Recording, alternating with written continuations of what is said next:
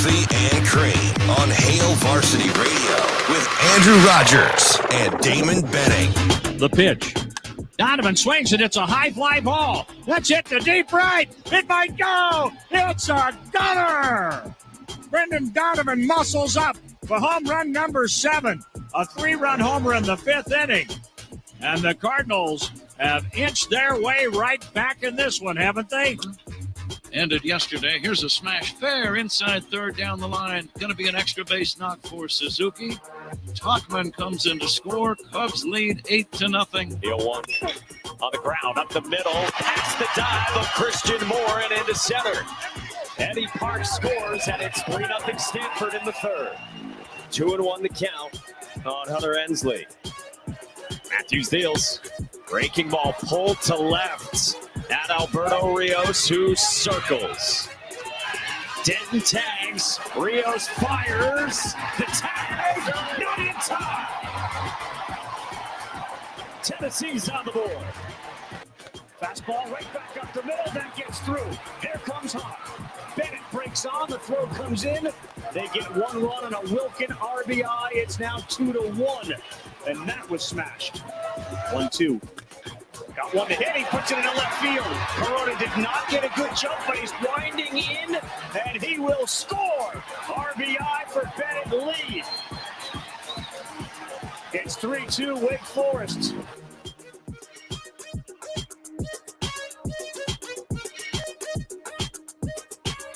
Good morning, Coffee and Cream in the morning on Hail Varsity Radio, powered by Currency. Damon Benning, Andrew Rogers, Shane Schillerberg. Happy to have you on a Tuesday, 590 ESPN Radio here in town. We're live on Twitter, live on YouTube, on the Hail Varsity Radio YouTube page, also the Hurrdat Sports YouTube page. DB wearing some new gear this morning after being downtown at the Village. CWS. Hey, funny story. So I'm this is the prop. So, like, if I didn't like you and we were just coworkers, I probably wouldn't tell you these things. But since I think we're pretty tight, I tell you these ridiculous, stupid stories.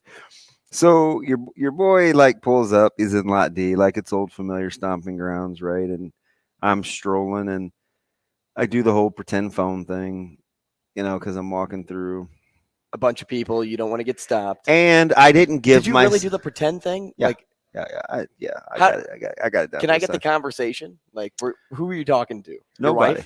I know, but I'm saying, like, who are you fake talking to? I don't know. You just like talking. Yeah, I'm just fake talking.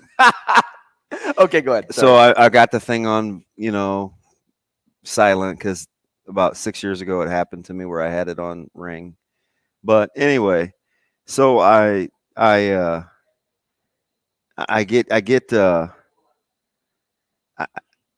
put my backpack on and the strap breaks, right? So like this bad boy is down to like, oh no. So I felt something kind of grab, whatever. I didn't think much of it. I looked and I just kept on rolling, right? Saw a lot of my old buddies, like OPD, guys that drive the carts. Like it was seriously old home week. So I get there and I do my thing. I'm there for a couple hours. Drew was with us. By the way, Drew said he used to work with you. Drew Peterson. Drew is like Drew is like a sports Rolodex. He was the on-site producer for 590. But anyway, I'm talking to all their glove guys, and I get my phone rings. Ding ding. So I look at it and it says, and my phone, he's Coach Aaron Terry. He's the D-line coach at Iowa Western. Okay. And I thought he was calling. I was like, shoot, man. I thought one of my guys, so he and I have we have the kind of relationship. If we're not talking about his brother, Ryan, he's basically Tyson's uncle. Short story long. Okay. Yeah. So, I'm like, fudge, like it's one of my guys report, they're late. What's going on at Iowa Western? I click it open and he's got a screenshot of my media credential. And he's like, need this, buddy? And I was Did it like, fall off when you lost? It fell off when my backpack strap broke. What are the odds that my buddy would be the one to find it?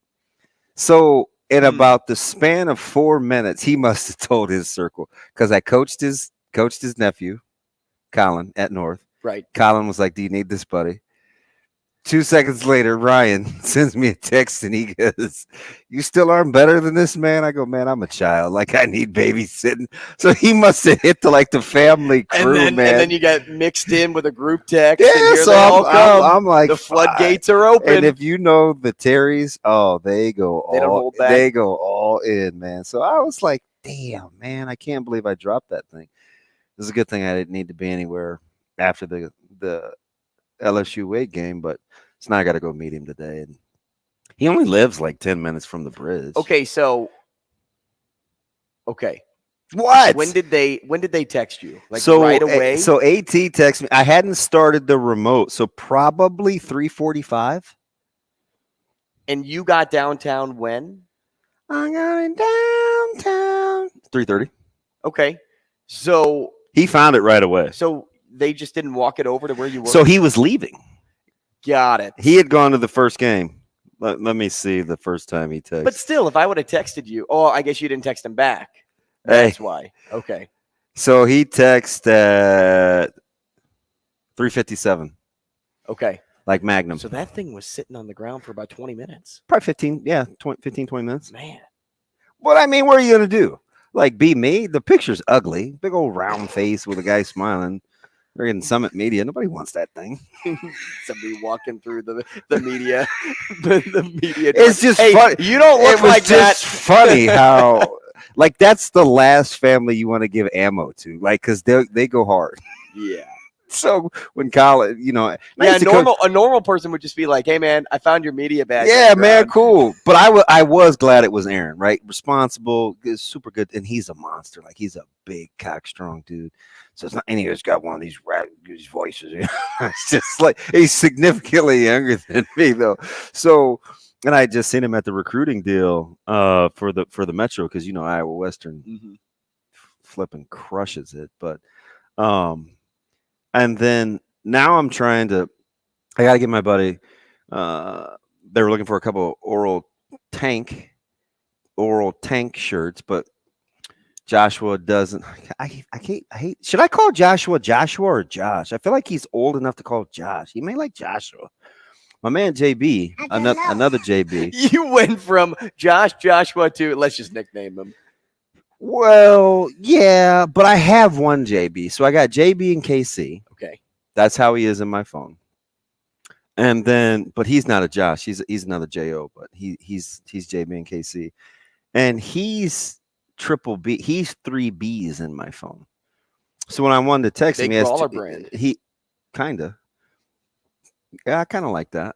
Big baller brand. Although the guy that started that, not a fan of old ball. His but anyway, shoes didn't work too well for so to land the plane, I was looking for a couple of oral tanks, not tees. Mm-hmm.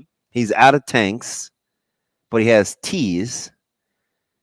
But I was bothering him, so I felt like, okay, since you don't have any tanks, I hate to have just blown you up for no reason. So then I was like, hey, can I get my buddy a large? My man. How about, can I get AR-15 a large? Yes. I don't know why you love oral, but that's fine. Like, to each his own.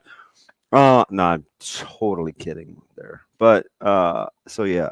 He's got a slump buster tournament, so I'm gonna meet him. It's such a good shirt. But I gotta, this is, got a lot to do, man. A lot to do this week. I'm kind of stressed. We got 7-on-7 that starts Thursday, Friday. Mike is in Kansas City. I don't know if I can be the one to take him, and that takes some teeth pulling. I don't know, man. I'm looking for just a busy schedule. Yeah, it's just a lot of loose ends that I want tied up. A lot, just having something on paper, some type of itinerary to get you through the week. I just like to know. How about my man just sending me this picture? Look how big his hands are. That lets you know. Oh, look at you. You're showing teeth. Yeah. So one of the goofballs at headquarters probably got me to smile. Probably Scott or somebody said something slick. Hey, did say so? And I was like, and he snapped it. Yeah. Yeah, because I'm not a teeth sure. No. Yeah, even though they're fine. Like, never had a cavity, but that's fine. Good on you. Hey, how'd you follow? So what was more exciting to you last night? And by the way, if you called me after 10:15, and I don't answer, there's a 99.9% chance I'm not sleeping. I know. I know. That's why I should send you a text. I was on the phone, but did I call you first or no? I just sent the text. You sent me a pair of text messages, and then I was on the phone with another coworker of ours. So then after I got Oh, you were trying to get the scoop. Yeah. Hey, so was I. I know. And so then I called you because I thought I had something before you, and it turns out we probably had it at the same time. We had the same thing. Yeah, same time. But recruiting is tough. Recruiting is It's hard to follow along with. I'm going to tell you guys this because I feel like this is my PSA. This is to the fan base. This is to parents. This is to anybody who thinks they have little Jim or Jenny or you know, Tayshawn or Tisha. That is what? Tisha. Well, I know a Tisha that's of the Anglo persuasion too. So let's not stereotype. I'm not. It just makes me think of Tush. Tushy? Recruiting is very, very, very difficult, and it's very fluid. And I think, and I say all this to say, it's cool. I'm not telling you how to fan or be a fanboy or fangirl, but don't, first of all, don't trust some of these yahoos on these recruiting sites because they suck. But I say all that to say, like, remember, these guys and gals are set, whether it's Jordy Ball and she decommits from Nebraska and goes to OU, and you have to understand that, or, you know, Devon Hall, who has got a flurry now of information in the last. Well, because he posted yesterday that he had a big announcement coming soon. Yeah. And then he gets the monkey wrench. Yeah. So and then he posts something with an orange logo. So, you know, try not, I know this is hard for fans. Try not to be Judgy McJudge when it comes to recruiting, because there's lots of things that go on behind the scenes. There's backstories. You know, sometimes recruiters are shady. Sometimes recruiters are so upfront, kids don't know how to handle it. Sometimes kids enjoy being recruited more than they actually like playing. And, you know, people can figure that out. But at the end of the day, I go back to what we talked about a month ago. Don't ever ask the questions that what? You don't want the answer to. You don't want to know the answer to. So, having said all that, just be patient with this in-state recruiting, because I think it's much more difficult than like you know, fans and outside. You know, I was just talking to you know, I talked to Ingerson's dad quite a bit, right? And this is talent or evaluation or what school a kid is going to aside. Just dealing with recruiting processes, and it's not the first time, obviously. You know, it's like there's just a lot that goes into it. You know, Oklahoma Tyler's my guy, right? And he's got to help put together all these rosters for hoops and AAU and stuff. And you're on the shoe circuit, you're looking for recruitable guys, and you're putting these teams together. And he and I always go back and forth over recruiting and upside. And, you know, he's good. He's got kind of an open door policy with a lot of these guys that have been recruited. Like literally his house is like the open door mission, except it's not for the wayward. It's just for people that don't feel like going home. They just want the open door. Hey, you got Mosman's garage code? Yeah. But anyway, so we've been talking about this for like 6 or 7 years. Right. There's so much that goes into the backstories. It's just, whether it's hoops or baseball. I was talking to a buddy down at OBV. His son plays for one of the local teams, and I used to play against him in a different sport. Really good player. He's actually in the Hall of Fame, and his son plays. And so we were just talking about baseball and recruiting and these kids growing up and early offers. And he's like, man, you know, it's hard. And I said, listen, Baseball is 1,000 times more difficult than football, and football is brutal. Mm-hmm. Basketball seems to have kind of this peace of mind to it where once school's offering, a kid says yes, I don't know if it's a gentleman's agreement or it's just lock stock. It doesn't seem to it seems to die down a little bit. Other sports aren't really like that. I don't know about, I imagine volleyball is another one where once folks commit, they usually quit. But football and baseball are extremely difficult, right? There's unwritten rules and, when to take OVs and if you take an OV and if you have an offer and if like some schools don't want to be put out there. Like it's a lot, man. It's not as simple as, well, why doesn't he take school? You know what I mean? It's like, not that voice has anything to do with people's thought process, but sometimes you feel like upstairs people are just speaking to speak. It's just a lot going on, and 98% of people out there don't know it. So you have to just take it in with a grain of salt that they're speculating. And there's a lot of pressure too that comes along with decisions like this because you're not only dealing with whether it's in-state pressure or just pressure to make the right decision at that age. It's a really hard thing to make, and in some light, you could look at that as a good thing because you could say, well, if you think this is going to be the hardest decision of your life, then everything else is going to seem really easy when you get to the next step. I don't know, Drew Down. Like I liken choosing a school to choosing your second job, not your first job, your second job. The one that you want to hold on to for a after little while college. Longer. Yeah. So, maybe we're kind of talking about the same thing here, but when I say everything else is going to be a lot easier, if you think this is going to be one of your harder moments of your life, well, you haven't even touched a college program yet. You haven't touched the workouts. You haven't touched the commitment. You haven't touched the time management. So if you think this is hard, everything else is going to feel very easy. Yeah. Unless you get there and you're like, oh, well, my decision to come to this school or that school wasn't as tough as I thought it was, but I was inheriting a lot of pressure there because you don't want to disappoint somebody. Yeah, and that's what a young person deals with is the worry of disappointing somebody else. It's super easy to say, hey, do it for you. Make the decision you want to make. Speak the way you want to speak.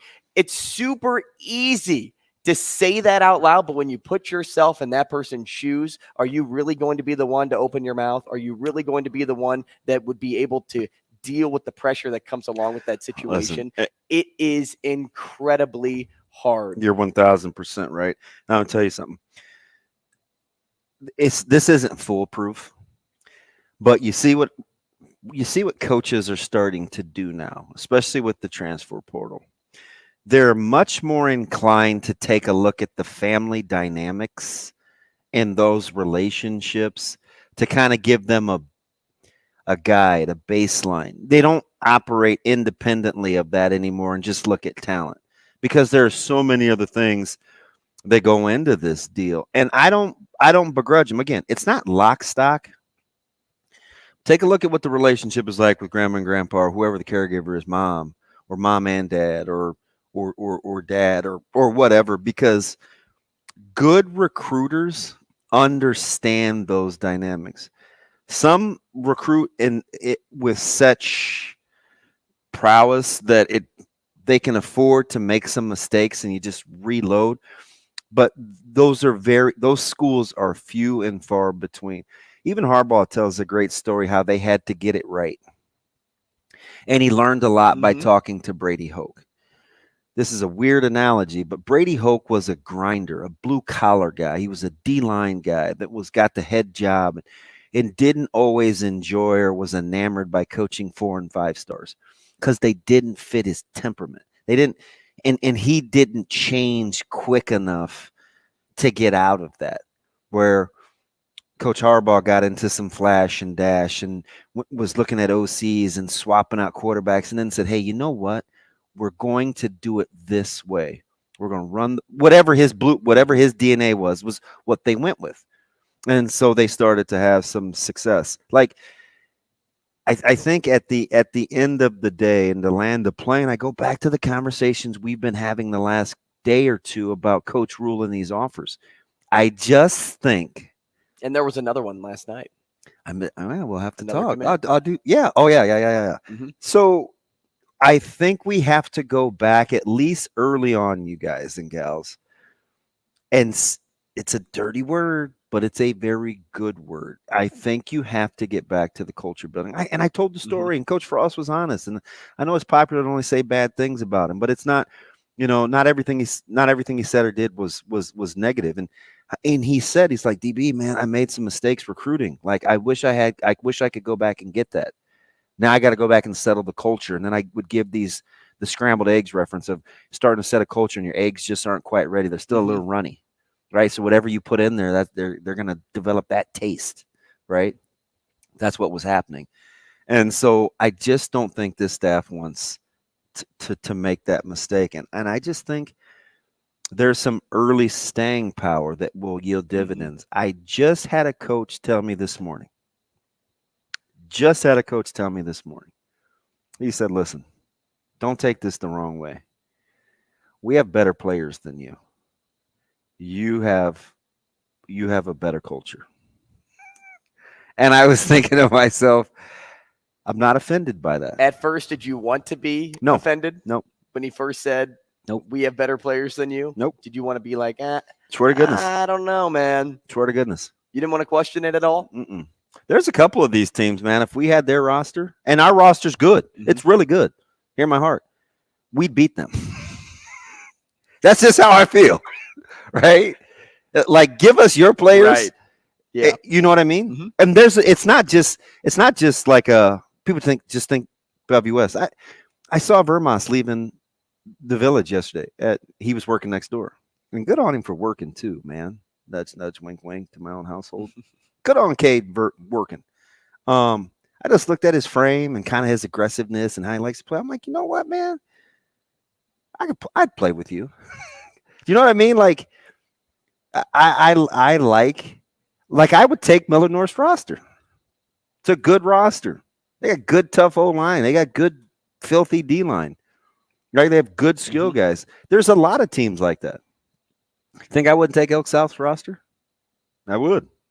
Not necessarily over our own. What I'm saying is there's lots of things that make differences in programs other than just the athlete. Coaches know. Coaches out here, if they're listening, probably they're at workouts, so they couldn't. All of them couldn't care less. But they know, man. It's not always Jimmy's and Joe's matter. But the reason those conversations you're throwing at me yesterday are so hard for me to reconcile is because I know because of the C word. Man, do you want the most talented or the talented and cultured? So that's a loaded question, right? Because that one's not fair to answer. Because I think 90% of coaches will always take the two things and not the one. So say this. If I want the best players and an okay culture or average player or slightly above average players and good cultures, I'll probably take the latter. Now, I may not win the big game, but I think I'm going to win more games. You'll probably win in the long run. You know what I mean? So I don't know. Shane, did Jack hang up? I highly doubt. Do you think Jack was his real name? Jack sounds so trivial. No clue. But I want him to call back because he wanted to talk in-state recruits. Yeah, and so do you. I have faith. He'll so call give us back. a ring, 888-638-4876. We will take a break. We'll be back. Rogers and Benning will be back in 5 minutes.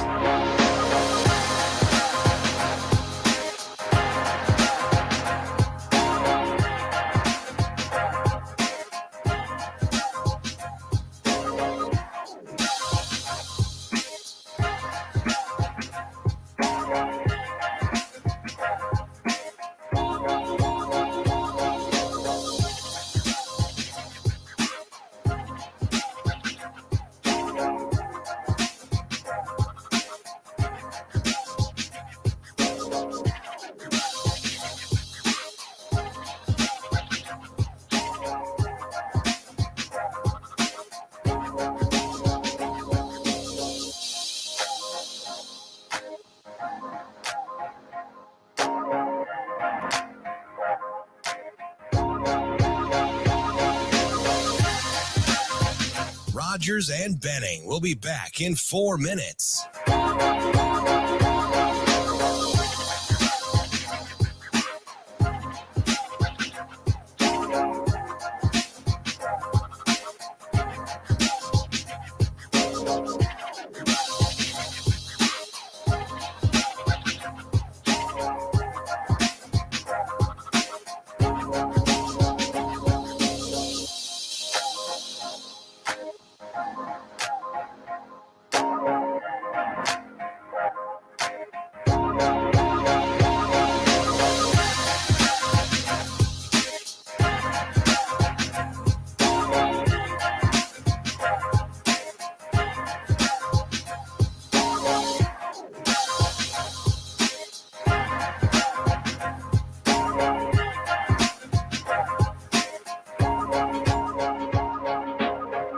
Rogers and Benning will be back in 3 minutes.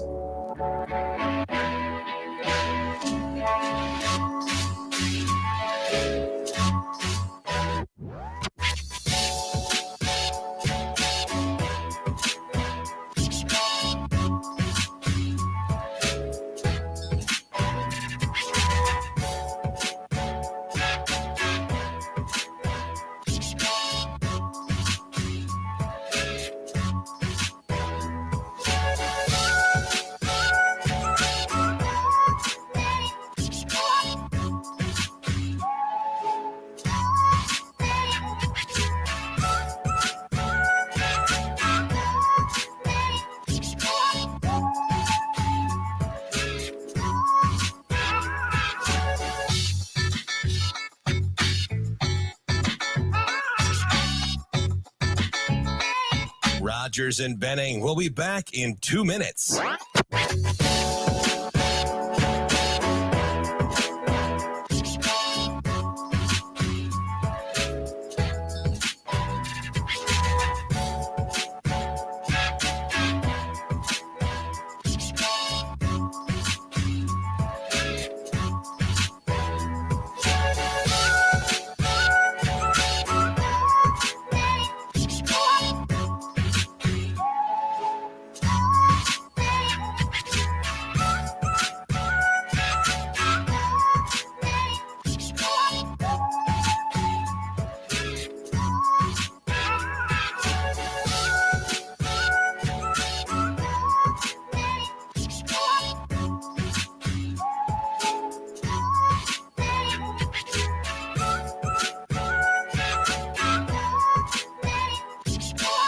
Rogers and Benning will be back in 1 minute.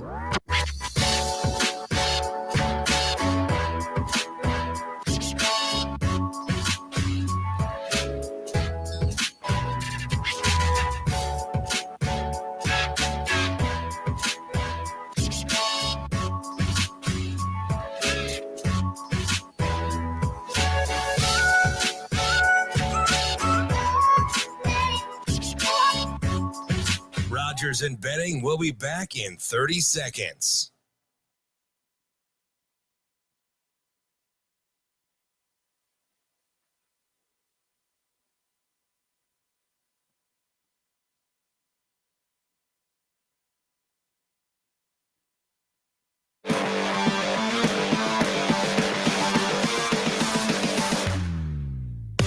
Coffee and Cream with Rogers and Benning on Hail Varsity Radio.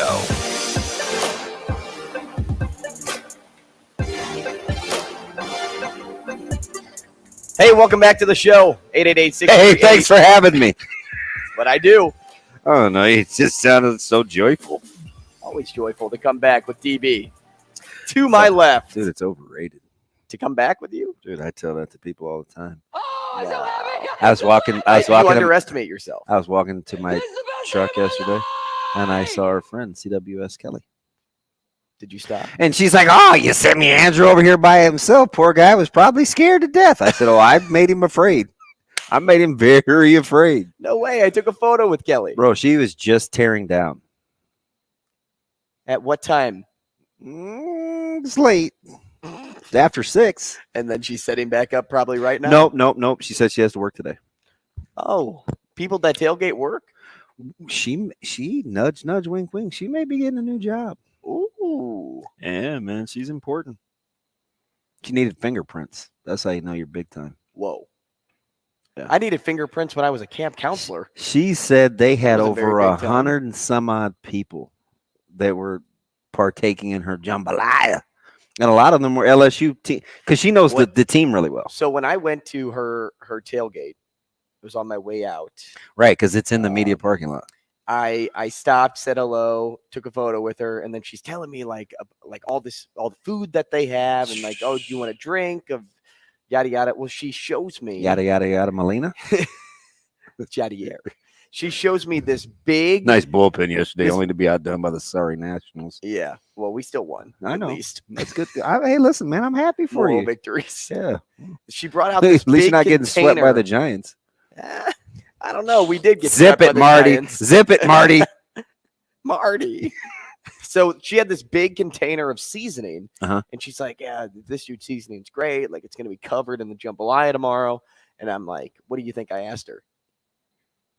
How you keep it warm? I said, "Can I smell it?" Oh, and you're like, this ain't no Danos. And then she let me smell it. I go, "Ooh, can I taste it?" So she got me a plastic spoon, opened it, brand new, peeled it open for Yeah, me. dude, she's cool. Gives me a spoonful. I put it in. Oh, it was great. I need to go back and ask her what it was because I need to get some for my kitchen. She might be her own. It might be her own homemade mojo. You know, you take a big scoop of seasoning after you've been having, a few adult beverages earlier on in the day. Dude, you got it in too, didn't And you? it was, I mean, my mouth was the Sahara Desert. Dry. It's so dry. After I took a spoonful of that seasoning. I got to stop with Boy, my she impersonations. great. Let's go. So you want to go to the phone? Talk to Jack about Yeah, in-state recruiting? let's talk to Jack. Oh, he's not here. He already left. What? What is Jack doing? Can we talk to Jack about in-state recruiting? We were here for, 3 minutes? I thought we were on time today, He Shane. might be like Jack Bauer. He's got things to do. Remember, the clock But it on happens every 24 hour. is ticking. Yeah, but he's got a full hour, right? All Jack, right. let's Jack, be your give us a call back. Jack. Let's be your Audrey. So Is it yesterday, Audra or Audrey, Shane? What, from Christmas vacation? Oh my gosh, this dude's an idiot. 24, man. 24. how about in our meeting the other day where somebody said, "Oh yeah, that's a Christmas vacation," I know, right? and I just go, "Christmas vacation," and Sasha threw her pen at me. So I think It's not a Christmas vacation. I think we should just pay better attention than there, I do pay good attention. because Good I attention. think she gets Great mad. attention. She gets mad. Mhm. Jack, I'm curious what you had to say about in-state recruiting. Like, do you have a real job, Jack? I'm just curious because, like, do you have to go to? You have a real job. You called us at 7, then you called us at 7:25. He may have to. So we've had people like call us on bathroom breaks. That is true. So We've had Jack people- Jack may work for the We've feds. had people leave surgery to take our phone call because Shane called the wrong number one day. Yeah. Thanks, Trent. On the recruiting front, we'll stick here until Jack calls us back. Nebraska now has 13 commits. Seems like a lot. Evan Taylor being the newest commit yesterday. And he's another guy that doesn't have a lot of publicity surrounding him. Corner. The staff doing everything they said they do, right? Yeah. They wouldn't worry about the stars. Excuse me. They wouldn't worry about the stars. They wouldn't care if no one else offered them. They never stop and think, what are other schools doing right now? They have a vision and they run with it. Look, we have no reason to challenge their talent evaluation right now. And maybe that's on the heels of the conversation yesterday, but until we see the developmental progress, Dude, that conversation never ended. It kept going on social media. Yeah, that's true. Thanks a ton. Yeah, Good job. I mean, Drew Down. the developmental progress, we won't see that for at least 2 years. We won't see if the guys that they bring in the class, last year, or, well, maybe that would be a year, but, the class this year, you're not going to see that for the next 2 years. So we'll never know what's working. And that's why Coach Rule has as long of a contract as he does, as you pointed out yesterday. Yeah, he just doesn't do the 8-year thing to, like, get in and get out. So as I thought more on yesterday, dangerous. Do stars matter for staffs and finding elite talent? Will that lead to wins? Probably. No guarantee. I get it. But don't think this staff will worry how many stars are on a high schooler's flag. No. They don't care if there's 1 star, if there's 5 stars. They don't care right now.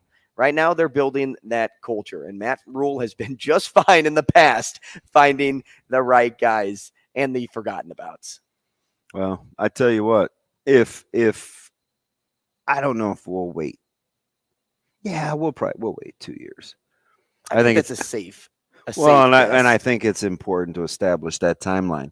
Now, and that's just development. That's not, hey, they're only going to win 4 or 5 games over the next 3 years. I was just getting ready to say that's not juxtaposed to saying that they're not going to win in year one, because there's some duality in the messages that are being sent. Coach Rule himself said this is closer to year 2 than year 1. Now, I don't know if him saying that a couple of different times changed our thought process on how fast we can turn this thing around. But I get the sense, I don't know about your sphere of influence, I get the sense that the majority of the people that I talk to, and I don't even know what percentage that is in the fan base really, but don't love the roster. Right? Do you think people think this is what I would call a good roster? I think the majority of people I talk to say we can work with this. Okay. I haven't heard a lot of people say, "Hey, I hate this roster." Or, I don't mean extremes. Right. But I haven't heard a lot of people say that to me, at least. In fact, I've probably heard more people in my sphere of influence say, "I like Jeff Sims more than I like Casey Thompson." Now, sometimes I think that's a little out there I think that's weird. But they like the idea. Guess what I don't like to hang my hat on? Upside. I guess. Right. Yeah. I just don't. Right. And I don't know who's going to be better or worse. I'm not saying that and you have to be specific because people hate context. But I knew I was getting 22-8 with Casey. Right. Right. So I just had to figure out how I had to build around 22-8. And could I move each of those numbers plus or minus 2 each way? That was the thing. So I think now we're going to bank this on upside and talent. Shane, let's go to the phone now so we don't lose another caller. Let's just go right away to Mike. Mike in KC, I think this is my guy. Mike, good morning. How are you? Shane, put him on hold. Shane is still talking. Can't you hear Shane yelling? I know. I was trying. All right. Speed it up. Mike, good morning. How are you? What's going on, Mike? Hey, how are you? Good, Mike. How are you? Good. Hey, I thought I'd just share with you guys a fun personal info story from I grew up through 5th grade about 3 blocks from Rosenblatt Stadium and the zoo as a kid. And when the World Series first started, I was about 5 or 6, went over to the game and stuck down next to the team. And the team I sat down next to was Wake Forest. Isn't that something? Whoa. And I got, and then the neat part is of course, the next day I came back and they had a ball signed by all the players on the team and gave me the ball, the next day when I came back. So now I'm here at 73 years old watching them in the World. That's incredible. Man, Mike, I appreciate that. And remember the uniforms that we saw on the pictures when Wake Forest was here, and it just said Deacons.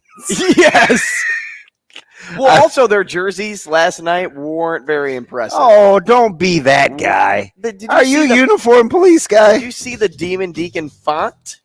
What is wrong with you? Did you see the size? Were they using Cambria? Oh. Were they using Times New Roman? Oh, were they using Arial? I think we got one. Were they using 10? Really? Were they using 10.5? Were they using 11? I don't know, but it was pretty small. I just went to look. So it wasn't a 36-point bold? No. But also, I wasn't a huge fan of the Tigers unis either. Yeah, that was some game. We'll get into college baseball. Isn't it weird how it can go south so fast? Yes. We're talking to Oral Roberts broadcaster Adam Hildebrandt next. Stick around. Rogers and Benning will be back in 4 minutes.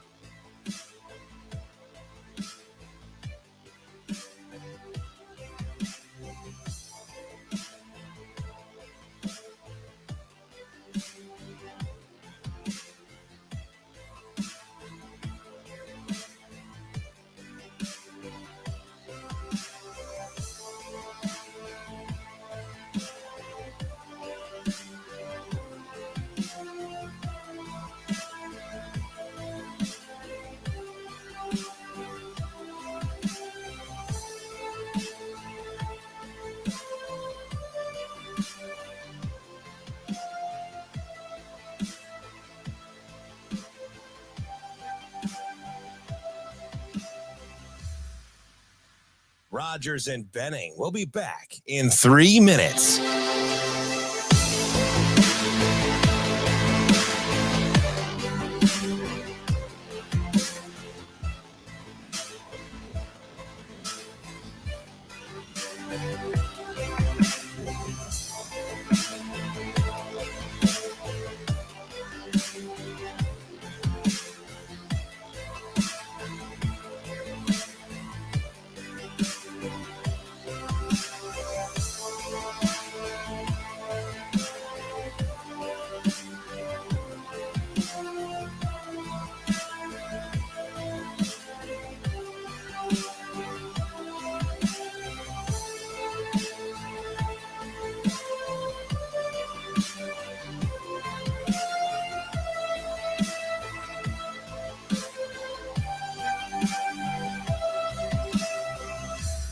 Rogers and Benning will be back in 2 minutes.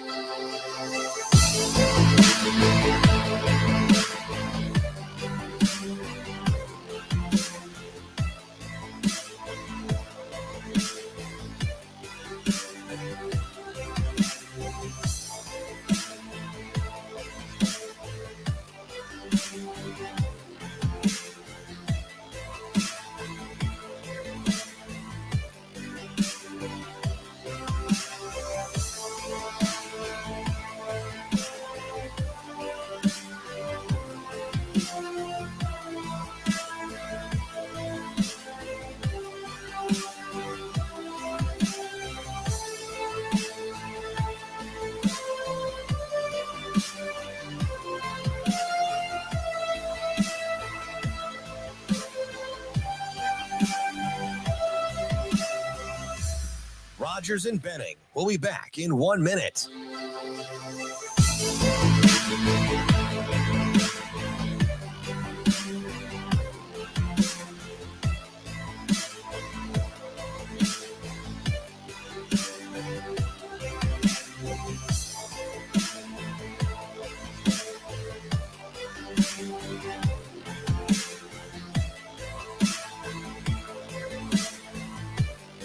Rogers and Benning will be back in 30 seconds.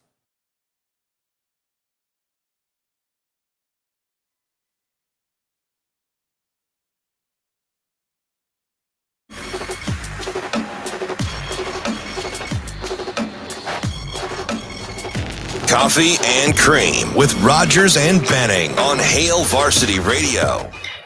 Hits it to the backside and struck well to left with Shelnut back at the wall and off the wall. Quinn races around and scores. Matt Hogan goes for the plate. Inside the park, home run.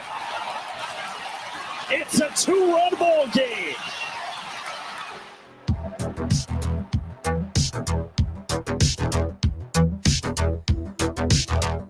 Coffee and Cream in the morning on Hail Varsity Radio, powered by Currency. Damon Benning, Andrew Rogers, happy to have you with us on Tuesday, and happy to be joined by Adam Hildebrandt, Oral Roberts baseball play-by-play broadcaster. We can call him the voice of ORU The voice. Baseball at ORU Voice on Twitter. Adam, good morning.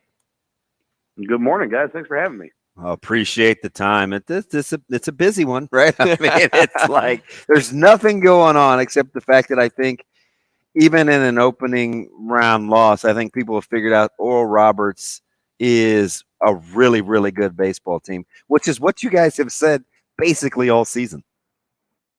Yeah, we've been trying to tell people, and it finally makes me to Omaha to get people's attention. But I mean, you look at the run this team has been on, and winning 21 straight, going into the Eugene Super, and then dropping that game and coming back, winning the next two, winning of course game one here. Our last two losses are both in the NCAA tournament. They're each by a run. So if you're not paying attention to this squad, then I don't know what to tell you at this point. But it's a fun group to be around, and I don't expect to see any back down from them today.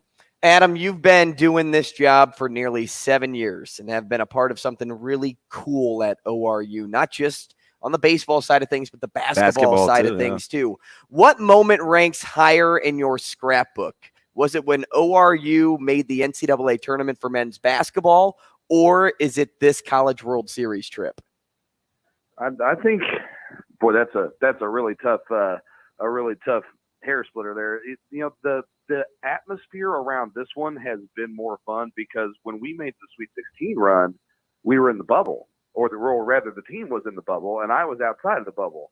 So I didn't really get to experience it alongside those guys the way they did. And then our NCAA run this year was incredible, and we went undefeated in conference play, but we only played one game in the NCAA tournament, unfortunately. So to go through this extended run, and especially the way that baseball is, where you've got so many games even in the postseason, it's not one and done.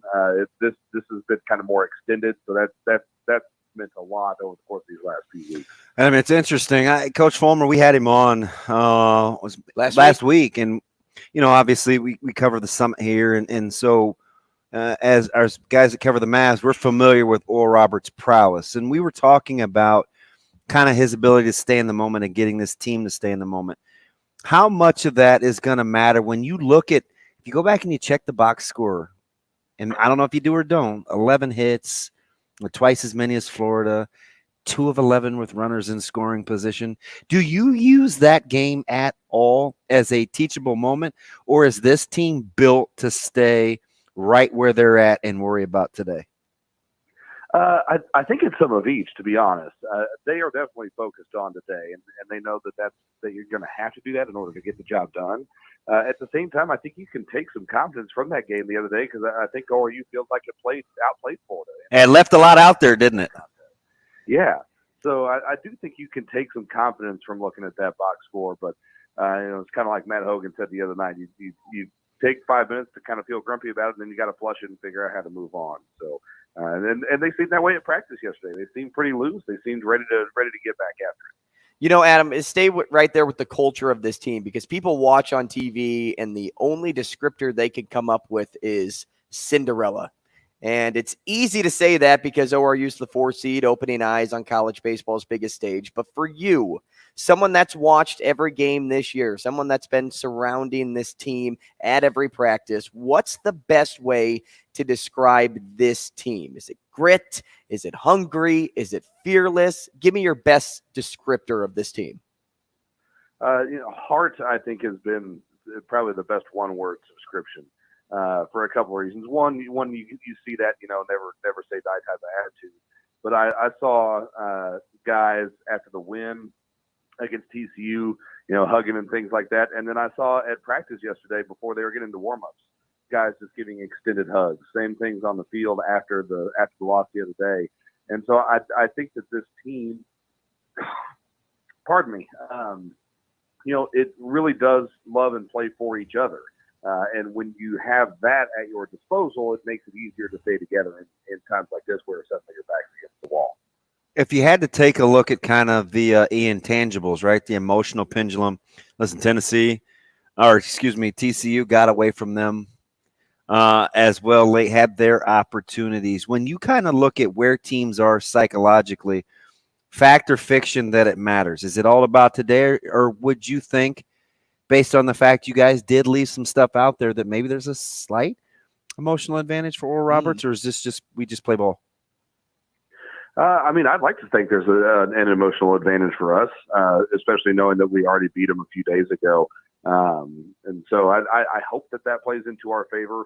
Obviously, I'm not in TCU's locker room, so I don't know much about where their mental state is at. I got to think they're feeling pretty good coming off of the victory, but it's hard to imagine that ORU being in a much better place mentally coming off of a loss. So I think they're going to be in good shape.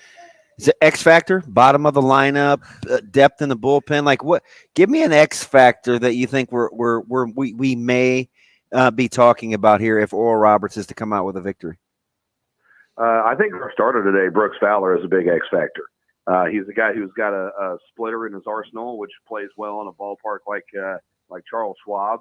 And whereas we're seeing some obviously high top end talent from opposing starters, and starter 1 to starter 3 may be a little bit more of a fall off for other teams than you see with ORU. I mean, Brooks Fowler had the best ERA of ORU's 3 starters this year as the Sunday guy. So I think he's got a chance to be the X factor today, and obviously from my perspective, looking ahead, that you got to win 3 games in 3 days. If he can go a little deeper today, that'd be a big help for the bullpen moving forward. All right, Adam, I'm going to go with that other part to DB's question because the bottom of the lineup is where my attention has been drawn. Lots of areas to point to with this team where they draw success, but how impactful has the bottom of the lineup been in particular in terms of much needed offensive numbers, especially what you're seeing and getting out of Blaze Brothers? Yeah, I mean, we saw it in the win against TCU. McMurray, Cox, and Hogan combined to go 0 for 14, and they still won the ball game because of those guys in the bottom end of the lineup. And Godman, I thought, frankly, had won it the other night when the ball came off of his bat. He hits in the A-hole. Brothers obviously had the big swing the other night, and then Drew Stahl has been hot all postseason. Yeah. He came in hitting north of 400 in the postseason. So you've been getting really good production out of that bottom end of the lineup. And even when they're not getting hits, they're drawing out at bats and still putting pressure on. And so when you've got, a lineup where 1 through 9, you can feel like you're going to get, force the opposing pitcher to throw 4 or 5 pitches and get a good at bat out of them. It basically makes it to where those guys never get a break.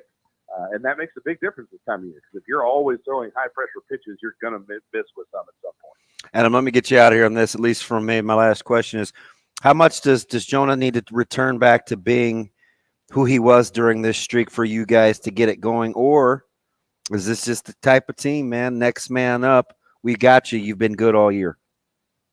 I mean, it is definitely that type of team. I think we'd all love to see Jonah hit the ball a little bit better than he has been. For me, from my perspective, more so for him as an individual, as a person, I want to see him have some success.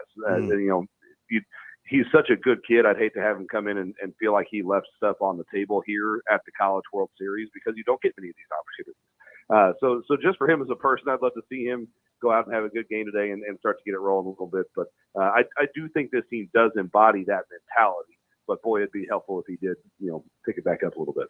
Adam, I don't want to assume that you like to drink, and we know Oral Roberts is a school where you have to sign a waiver saying that you will avoid alcohol, but have you participated in the Jell-O Shot Challenge at all?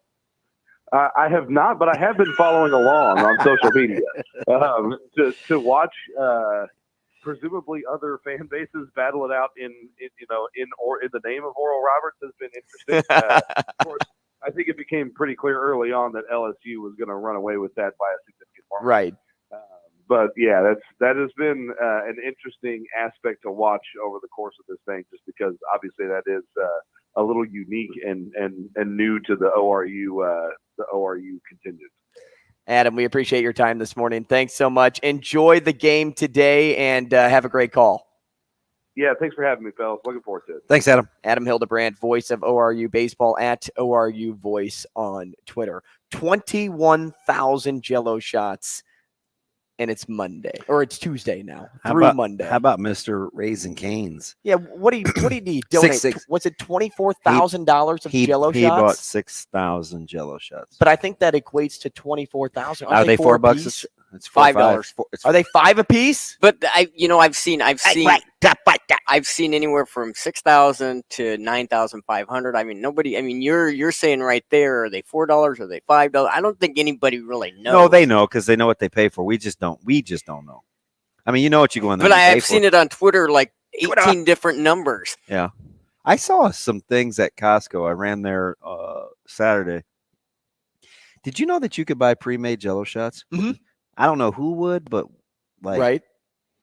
Well, so it had me thinking a little bit last night. Here's the deal, though. Is there anything that yields more of a return than a Jello shot? What's a box of Jello? $1.20? Maybe. $1.99? I meant like I would even shoot lower. I mean, you strike me as a McCormick's or Barton's guy, so like cheap. Hey, I'm not much of a vodka man. Andrew Rogers here for Barton's. If I'm drinking vodka, it's Tito's. Tito's. No, how many? Why would you pay for it in bulk? It's Jello so shots? it's so cheap to make. Yeah, but it's just the time that goes into, and then you have to. But put isn't in that the part of the fridge, fun? Margin. freezer, I Think don't know. margin, Isn't baby. that part of the fun? Let's have some Isn't fun. that part of the fun? Just making them. I mean, I don't know. I don't make them. I go for alcohol-free Jello shots. Let's go to break.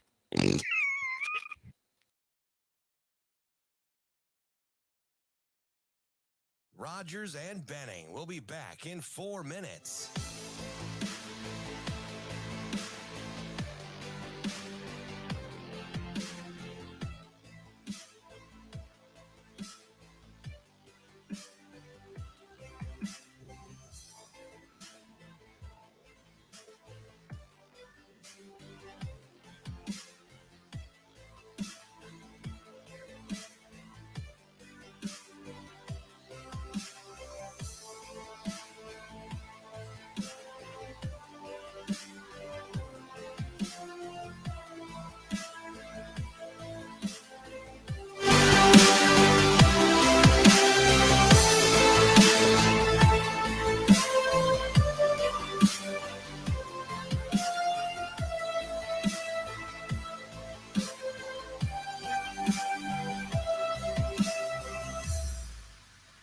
Rogers and Benning will be back in 3 minutes.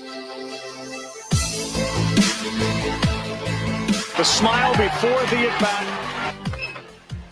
Third base fields it coming home, and he can't get it out of his glove. Wow, the scoop is made. What a tag! Ben at least scooped it after Wilkin couldn't get it out of his glove. What a play.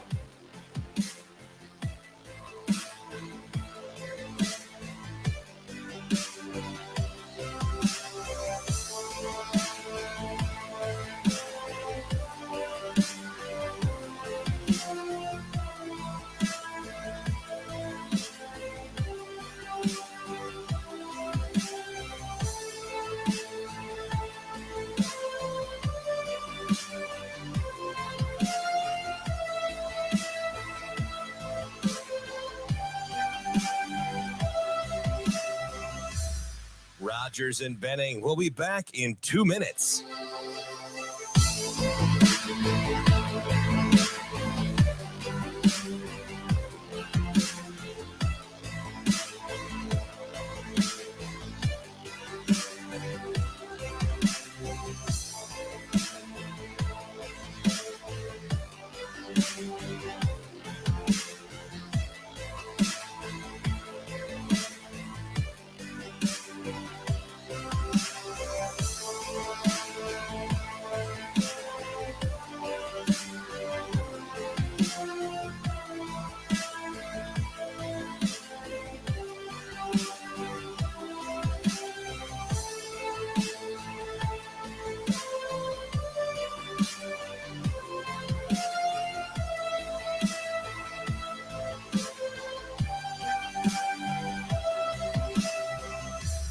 Rogers and Benning will be back in 1 minute.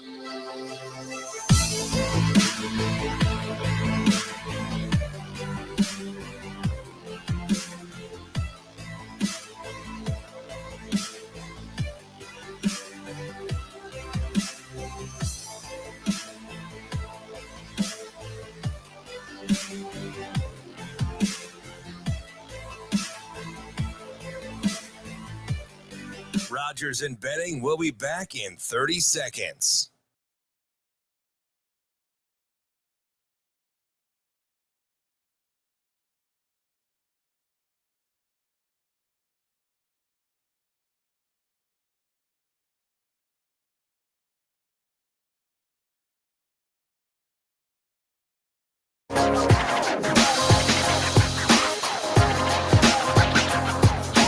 Coffee and Cream with Rogers and Benning on Hail Varsity Radio.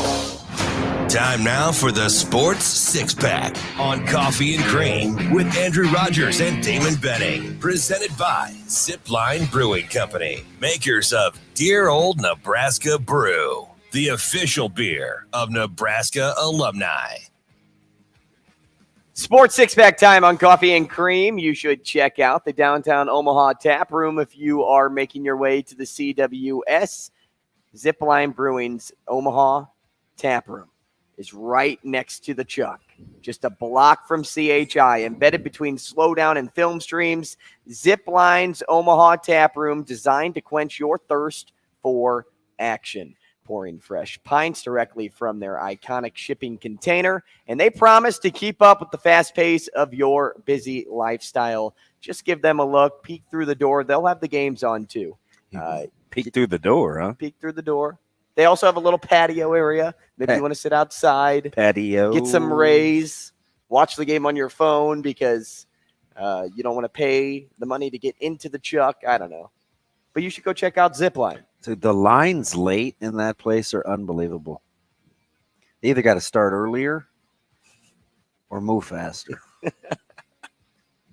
I'm serious. I looked over there at gate 2, and I'm like, this game's opening pitches in 4 minutes. When do they open the gates? An hour early? Well, they may. But I think a lot of people just rush over from the bars, and then they try to get in and don't realize that there are thousands of people also trying to get in at the same time. I was quickly, and Fan Fest is going on. I was quickly trying to do the math in my head yesterday of a minimum, and I went low because I don't know if everybody's eating, but I just was eyeballing the lower level of the Platte. I'm like, let's just say on average they're only spending $8, but it's on the hour. Man, are those people doing okay? Now I don't know what you do during the rest of the calendar year. Well, because the rooftop isn't open, right? You've got a good, and I hate to speculate on what the monthly nut is, but man, making a killing. The old Paulies used to do it better than anyone. Old Paulies, not new Paulies, right, Shane? I mean, two weeks out of the year. That was this little itty bitty bar, and I think they owned 6 months. They owned the property. Yeah, the year they'd make a year's worth of profit. It was the place to be. Where I bet you the fam could make that nut in 2 weeks when they just chill. The nut and then some. I mean, that's the business model, right? What you're telling us is we need to open up something downtown? No, because there's this thing called overhead and rent and price per square footage. No, that's a heck of a dice roll. Heck of a dice roll. I wouldn't do that with your money. I'd do it with my money. Yeah. Many have tried, many have failed. We power through. Let's keep reaching. It's not like the casino, though. No. That's why you got to stop driving by there. Yeah. You're like, yeah, sounds good. Sometimes I have to go over there. Now maybe I don't, though, because I can go over to the Warhorse in Lincoln. Keep the money in Nebraska. Doesn't sound. I don't know. I don't know. I don't follow it that close, but it's kiosks, yes. Right? Okay, 10 of them I saw. I watched Channel 7. I watched Channel 7. My man Bill Shammer. You can place something on your phone, but it's like to load up your bet so that when you get to the kiosk, then you just so it's not like an app. Your account. Yeah. Well, I believe they have an app, and say you wanted to build your parlay. Well, you go to the kiosk, then type in your account, and I think it's already there, so you just place it there. Oh, the more you know. In-state, out-of-state, no home games, right? No home games. Yeah, and that's for everybody. I had closed captioning on Channel 7, so I was kind of skimming. Mm-hmm. Yeah, that's for everybody. It's not just for Nebraska; it's for UNO too, I believe, and maybe Creighton. Gotta be. But what's crazy about that is, especially for those in Omaha, they can just drive over to Council Bluffs and do it mobily. Because I could just go over there and bet UNO basketball. Catino, Mobley? To win the Summit tomorrow. Or different Mobley. Mobley. Question 1, Shane. Evan. Andrew needs a drink. Yeah, I do. Give him his beanery coffee. 3, maybe 6. Question number 1. Sarah Smile in Omaha. Sarah Smile? Is that real? I don't know. Does I know Sarah in Omaha asked the question, but does not Sarah smile? I think she does. Okay. Well, go ahead and smile then, Sarah. How do you think Nebraska should handle the wait list of season tickets for Nebraska softball? I feel there should be some sort of a raffle. Oh, that is a fantastic question because they're on a waiting list and it's growing. You got the Jordy Ball factor. I don't know the capacity limits. I don't know if they could At Hibner? add like lawn seats or anything like that, whatever that may be. But I will say this, and this may not be the answer Nebraska fans want to hear, but just because you want to go now doesn't mean that you're owed that opportunity to Dude, go. is Hibner soccer or softball? Who has the softball complex? I know Not I'm asking entirely you. sure, but Hibner may be soccer.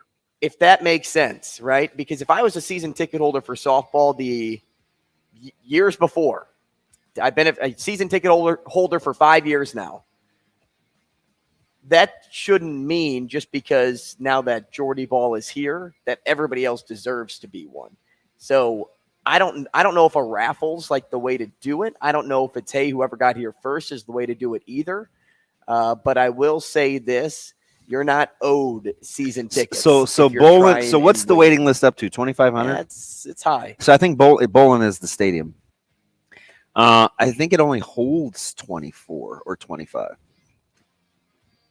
So can you do like lawn seats? Like I haven't attended No, a because I've been. softball game. And there's just no place. I'm gonna look it up right now. No, I'm I know. telling you. I know. Like I'm I gonna don't look it up think just to see. I don't think you have an area. Do you have to build a bigger facility? Wouldn't that be something? Wouldn't Hey, that be Jordy something? Ball's here. We gotta make this place look like the Schwab. And you potentially get it for 2, right? Yeah, it's a big stadium. It's 20. I think it's 24, So 2,500. there's some lawn seats here, but those are probably for students. Yeah, that's the student. Yeah. I don't know. If Sarah, since she likes to smile, if she wants a raffle, let's do a raffle. I'm telling you though, That would put a smile on her face. volleyball's been dealing with it for a while. Mm-hmm. That's tough. Somebody told me. This is totally off topic, Sarah, so I apologize for not answering your question. But somebody told me there's a pool membership over by us. I think it's, I don't know if it's. That was me. I told you that. Well, you said the waiting list was 10 years? Uh-huh. That was you that told me that? Yep. How is a waiting list 10 years? So a buddy of mine lives in Papillion and said, hey, I was trying to get a pool membership, and they said the water park right downtown is a 10-year wait list. I said, my kids are going to be grown by that point. By the time I get there? Wow. Are you kidding? Is there I something, can't even enjoy it. Is there something you want to tell us? No. I hope not. Barry will be here in 6.5 hours and whoop your behind. Yeah. Andrew? Yeah. Remember the casino drive-by? Yeah. Question number 2. Dan Patrick gave a shout-out to the town of Gothenburg, Nebraska yesterday, the place his daughter got stranded. If there was a small town in Nebraska you'd want to be stranded in, where would it be? Isn't that funny? Do you want me to tell you the correlation? I know the correlation. What's the correlation? Your wife is from there. Yes, she is. I saw that on Twitter, so don't think I'm like a real stalker. Closet? Or that I bugged your house or something. A town I'd want to be stranded in? I'll let you go first. I don't know. Maybe Albion. What is classified as a small town? I got a couple of buddies that are from Albion. Plus, that's where Adam's from, and he's got what they call the Albion Mafia. Mm-hmm. I think maybe, and they seem to have a pretty cool sports bar. I like that. Maybe I'll go there. I just have to know some people, Right. But no, you're stranded, so you may know them, you may not. Where would I be well received? I guess you get to choose. So yeah, how about nowhere? You got to choose one. I've place. been to so many. Like, at least maybe Central City. Central City's good to me. So I'm between two right now. Okay, torn between two lovers, One, feeling like a fool. I've been told I have to go to Valentine. I bet you Valentine. Is it Valentine? I bet your parents slow dance to that. So I've been told I have to go there because they have really good campgrounds. Yeah, see, that's not for your boy. I'm a glamper, not a but camper. I love glamping. Oh, so I'll take a cabin all day, every the day. anti-Matt Rule effect. 2 people came into the baseball diamond, the village, and one of them, I've seen his little dude play since he's been like 4 or 5 years old. I used to call him Superman. And he's like, listen, man, he's got this group. We camped all over the place, man. I'm just telling you, man, Nebraska's camp is efficient, man. They do good work. The fullback camp guys I'm like, that's like the 15th person I've heard say they camp. The camps are efficient. Yeah, they camp. Yeah. Well, you could tell by what like they move. The other place, and this is because it hits my old stomping grounds. Okay. Oh man, Ponca's really cool. But Hardington, have you been to Hardington lately? I've been by there. I haven't gone to see Cedar Catholic play, but I probably should. I liked Hardington. I liked the small town feel when I was there. Yeah, were they nice too? I'll take Hardington. They were great people, really nice people. Shane, where's the place that always invites me? Maybe Burwell.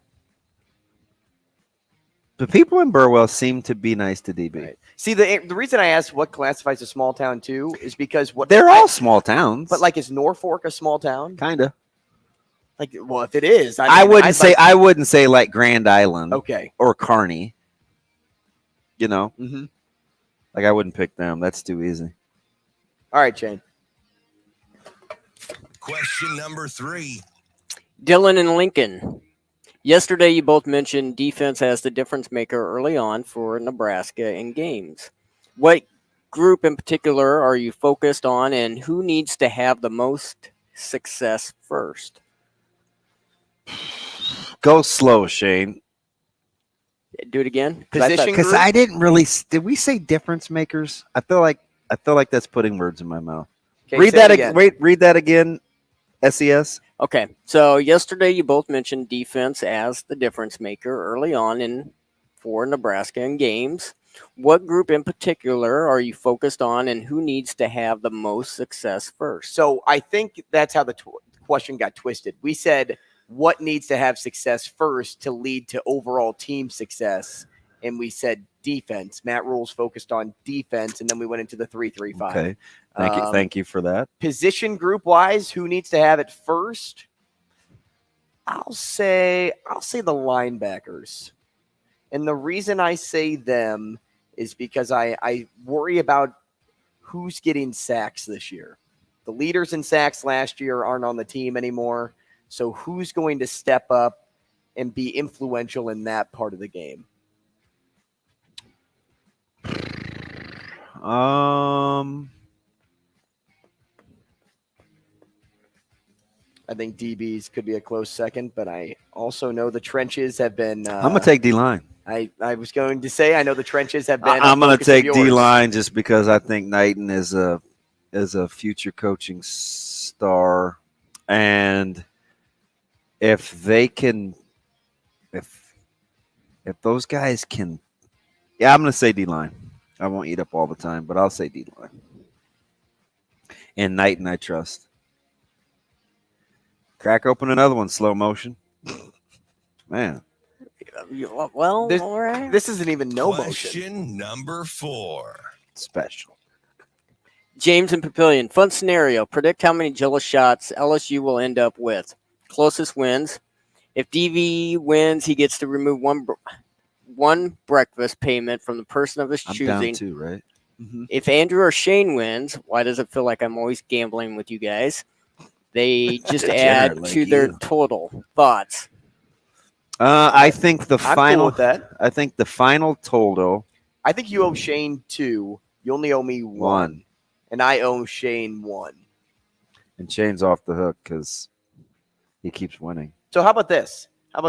If DB or I win, we get to remove a breakfast. But if Shane wins, he adds 2 breakfasts. Dude's gonna have a free week of eating.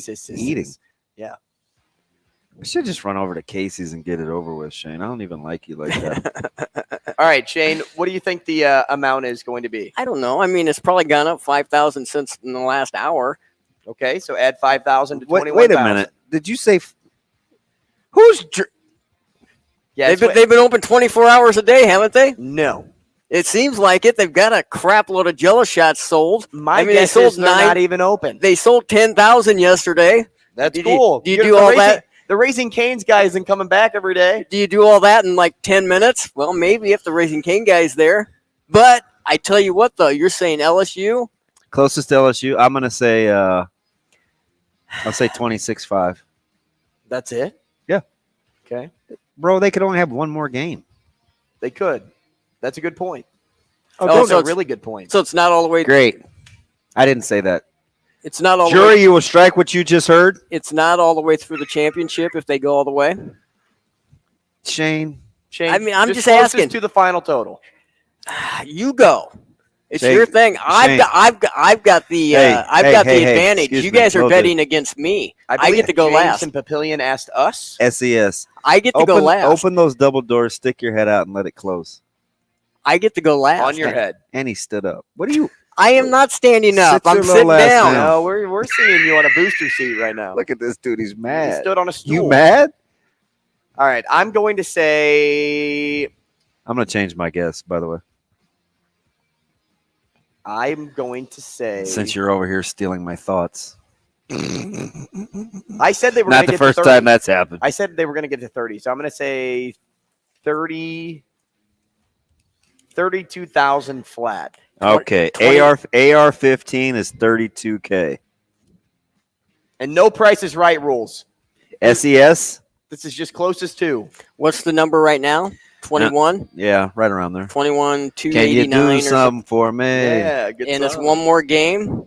No, well, who knows, Shane? Listen, stop helping him out. All he does is win. Shane, just pick. 28-7. Shane Edward goes with 28-7. My middle name's Michael. Shane Jerome. Yep. Man, you guys are always making me bet. Oh, arm twisted. Yeah, darn, $12 breakfast. I'm playing with house money right now, darn. ODB is going to go with 27-5. Okay, there it is. Closest to. I got it. Why did we give Shane a 4,000 buffer there? Because you walked him through the whole gosh darn thing. All right, Shane, move on. Got to be a little more Question cutthroat, number Drew Down. 5. I'm just too nice. Didn't Barry Oh, that's your mom then. Yep. Maybe more Barry. If you could travel back to a point in history that's always interested you, where would you go and what would you see? I'm going to hang out with Genghis Khan. Wait, say that again? Me or Damon? Well, I'm looking at you. Oh, I couldn't see you. If you could travel back to a point in history that's always interested you, where would you go Point in history. and what would you see? I'd like to meet Malcolm X, but I'm not trying to die during that movement. So I'm going to hang out with either Kublai Khan or Genghis Khan. One of the Khans. Big Mongol Empire guy. Mongol, I'm sorry. I said mongrel like a dog. What? DMX. Get 'em, boys. A point in history. What, this catch you off guard? Yes. Well, fudge. Don't you want to get on that sub that goes to see the Titanic? Go back to 1917 You know what? or whenever that was. Yeah, When was the Titanic? Oh, it was one of those. 19. Go back to the Hindenburg. Something. Go hang out with Charles. Kick it with Amelia Earhart. Why are you doing this to me? Well, you have a lot of advantages because you could function. You could go back to the Civil War and be fine. You could go back to me. I'm a little limited.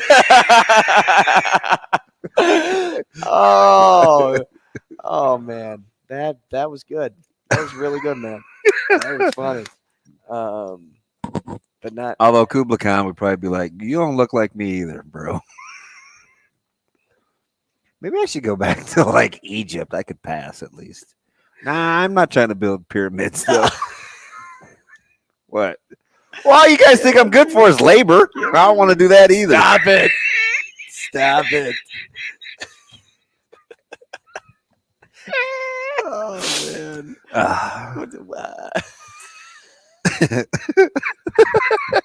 Would you pick numbnuts? What's wrong with All you? I'm thinking about is like, You're just laughing at me like, yep, can't pick that period, he'd be dead. Yep, can't pick that period, he'd be dead. Funny, Andrew, funny. Man. Gosh, I hate you sometimes. Yeah, that's okay. Gonna be all right. Oh, shoot. I don't know. Shane Michael, what period did you pick? I don't know. Let me come back. Shane, just go to the next question. When did I didn't pick a period. pick the period with the Hobbit? That's a fake period. Oh, well, my bad. You'd be just fine. Who are you rolling with, Shane? Oh, this is Gandalf the Grey. Why are you so little? I don't know. They'd be like children to you. They're like half your size. Yeah. Kick it with the L's. Question number 6. Wow. Did you even pick a No, period? I said I'm going to come back to it. Question 6. You know, that's how you know you get privilege. Like you just can't decide. You just can't decide. Oh, what period of time do I pick? Oh, maybe the Renaissance. That must be rough over there, True Down. You have like 80 years? Is that what you're giving yourself? I'm trying to stay alive. Okay. Ain't just going to hang out and take notes. Survival of the fittest. Exactly. Oh, man. Oh, just come back to that. I got so many options. All right. Do I want to do the 1800s? Whew. Okay. Why don't you pick the Mayans? You wouldn't have lasted. Now you're trying to kill me. Go kick it with the Aztecs. Okay. Shane, go ahead and read 6. You get to have the most iconic sports moment of your choosing painted by Michelangelo. What are you getting hung up in your man cave? The most iconic sports moments. Can I choose one first? Go. Anything from Shane Michael is all over this thing. Yes. anything from Ollie. Maybe when he beat Liston and he's standing up like that, you know. I mean, something like that. What's he standing up and doing? He's holding his arm up, Coming through with the bicep. Yep. As if we couldn't know how he was standing. Give me David Freese throwing his helmet below his legs after Game 6 of the World Series. Walk off dong. Yeah, you heard that right. What are you walking off?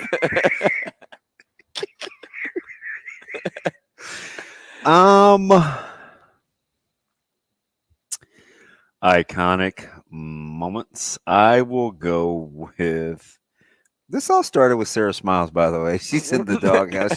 She got this whole thing going. An iconic sports moment. I will take.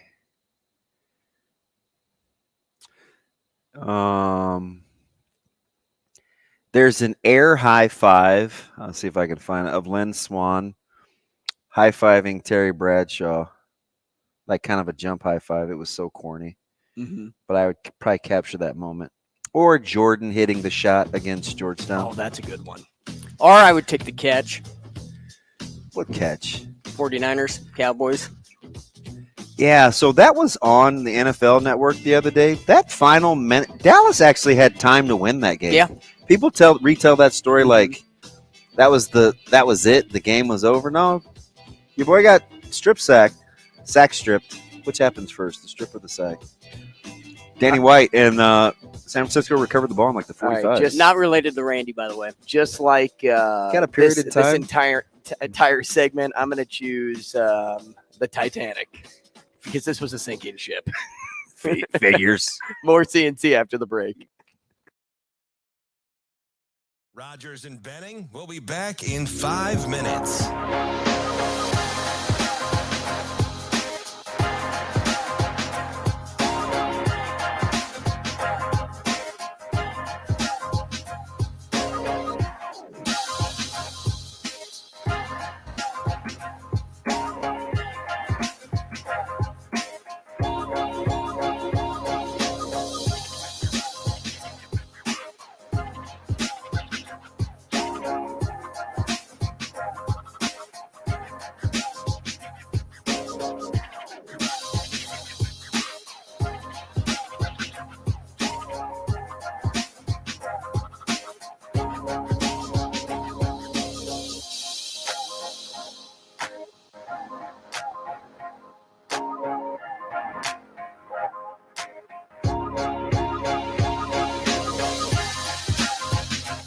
Rogers and Benning will be back in 4 minutes.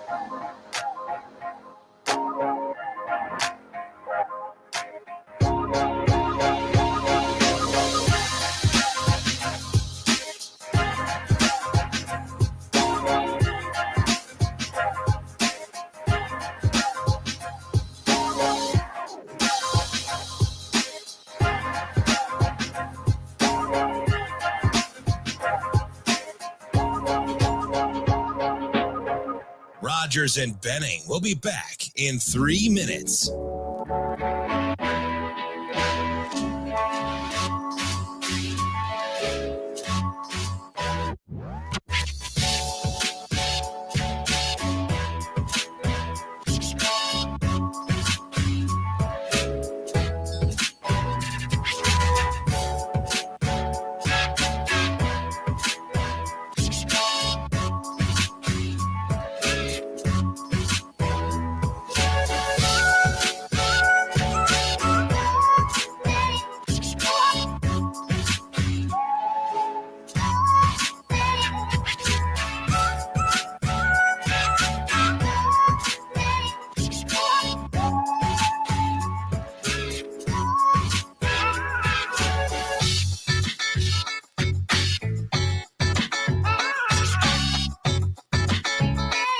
Rogers and Benning will be back in 2 minutes.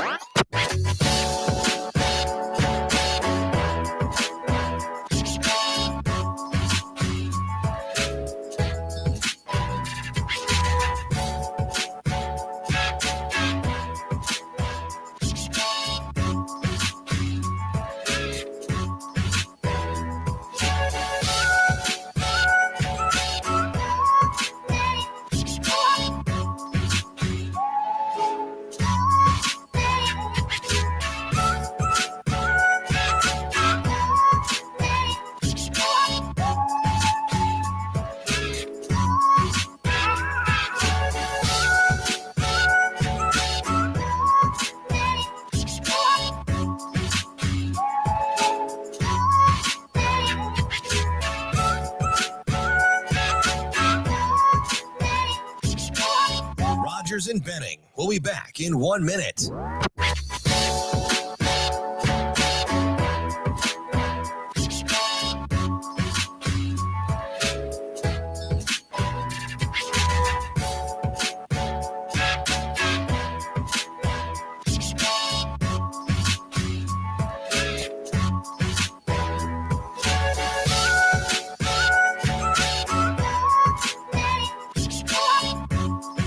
Rogers and Benning will be back in 30 seconds.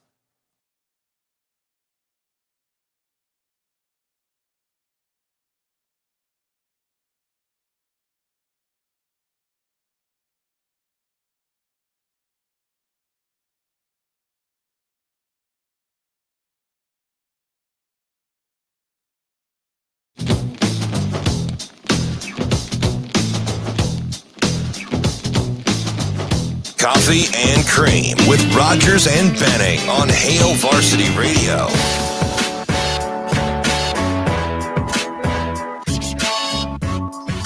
We got sent a GIF of a train wreck, and if you find yourself in a wreck, maybe you should take your vehicle over to Dingman's. Dingman's Collision Center is the one-stop shop for all your car needs. I'm 300 over on my oil change. I need to schedule an appointment today, but also I don't. That's funny. Mine says 700 to go. Isn't that a little early to be getting notifications? Oh, 700 until miles, you need yeah. it? Yeah, I think so. And I think it started at a bigger number than that. When do you need to get your oil change? Dude, you're asking the wrong. I'm telling you. Like 500, maybe Shane would know, like 500 miles? Shane Vincent? Depends upon a lot of different things. Oh. Depends upon the depends upon how much money you have. I Why? should stop Depends including him upon in the show. It depends upon what kind of Did oil you say use. how much money you have? Yeah, because I mean, if you ain't got any money, you're waiting a long time before. Well, you some change your people oil. tell me, like, I know a couple of old gearheads that tell me it's overrated. I mean, you can go for quite a bit, but it depends upon how much you want to, how long you want your car to last. I mean, how much you want to invest into it. That's The guy that has the time slot at me after my barber works on cars, and he's done it for a long time. He's pretty good. He has differing opinions. Did I tell you how I went to one place and they told me my vehicle was too new? They don't have the oil. Yes, you did. Yeah, I put them on ice.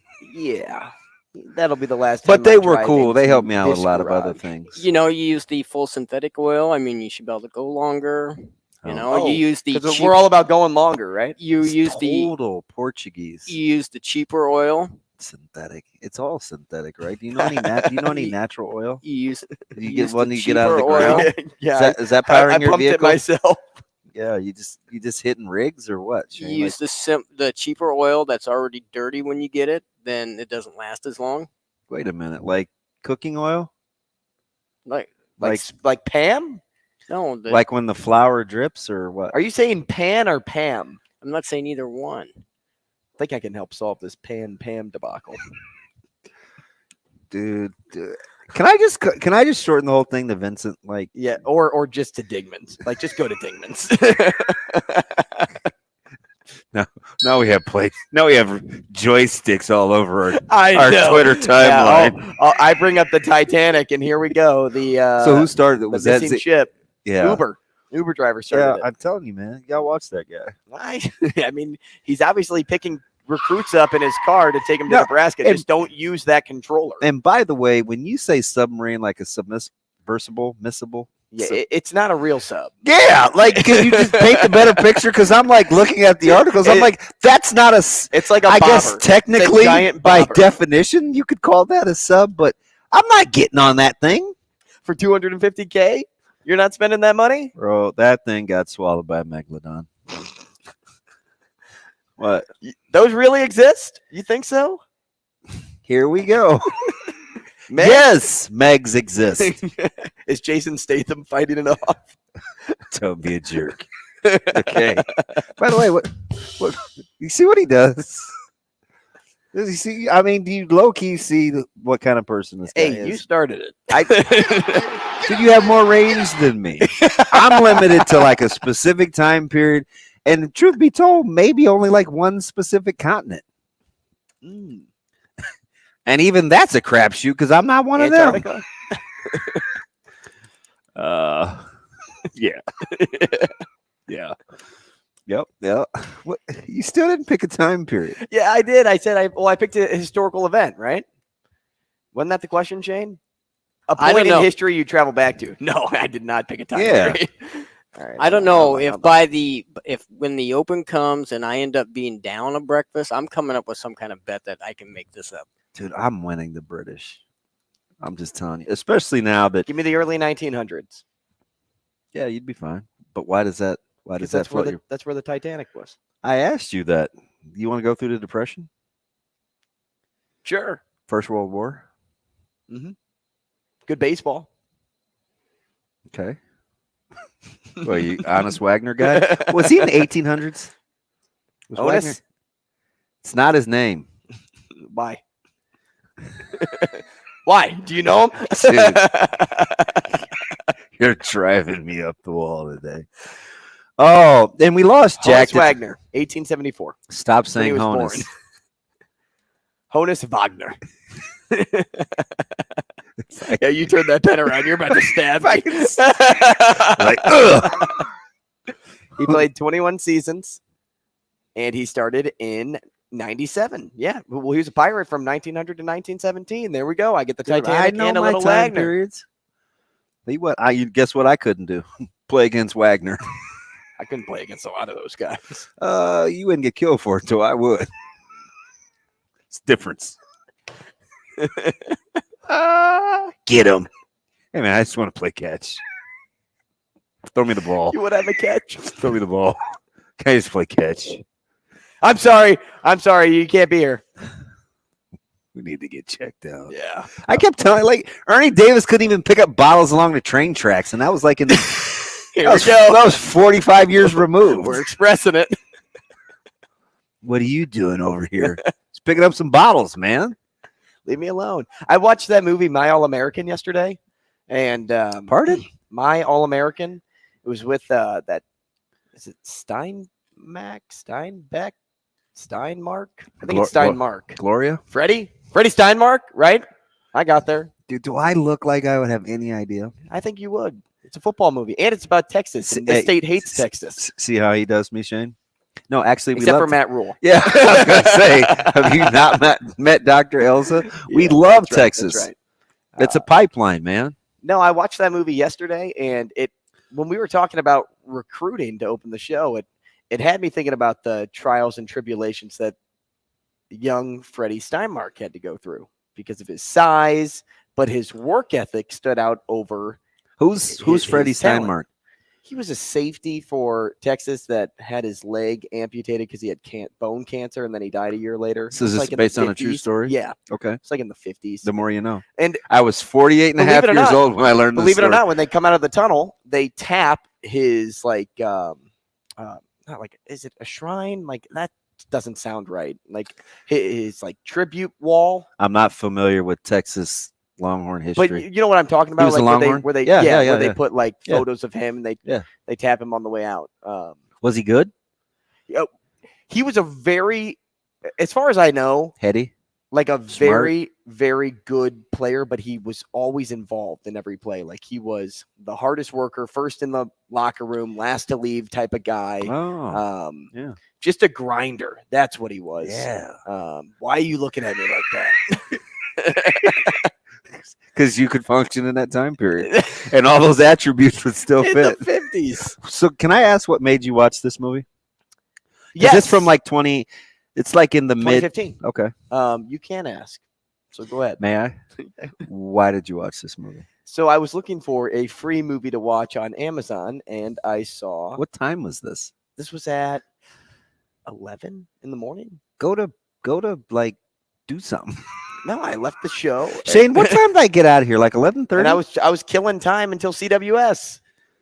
Yeah. So I was like, "Ooh, nothing was on TV," and I was like, "I'll watch a movie." Yeah. And I came across that movie. I heard he put on a show a yesterday at the kids camp. This guy that we just heard from. Oh yeah. Yeah. Someone has a phone call here. Do we? Nope. I don't think so. So apparently, if you're a young person and you do a rep wrong, you will get coached up. So it's okay if you don't get another rep because you may be getting coached up on the side. You may get like 4 reps because they're teaching. Yep. Yeah, they do this. They just do not. Well, they teach a 10-year-old like they teach their 20-year-old. No doubt to me about that. Yeah. Hey, what? You in a good mood or what? Mm-hmm. Great mood. I'm having a great day. In a good mood or what? The 8 o'clock hour has been awesome so far. It's because you're afforded a few luxuries. Oh, here we go again. Did you pick the early 1900s? Is that a problem? Like, do you want me to pick 94, 3 years before I was born? Like I said, you can pick. Are you basing this upon sports? Because if it's sports, I would go with the 60s because you got the NFL coming into it. So. Bro, he just said the Titanic. Did you miss that part? But I mean, if you were basing it on sports, unless you're talking about Melendez, since you like Hispanic, yeah, since you like Texas so much. Yeah, there were so many. There was so much iconic stuff that happened during the 60s in sports. Where are the Terrys when you need them? I'll take Tyson.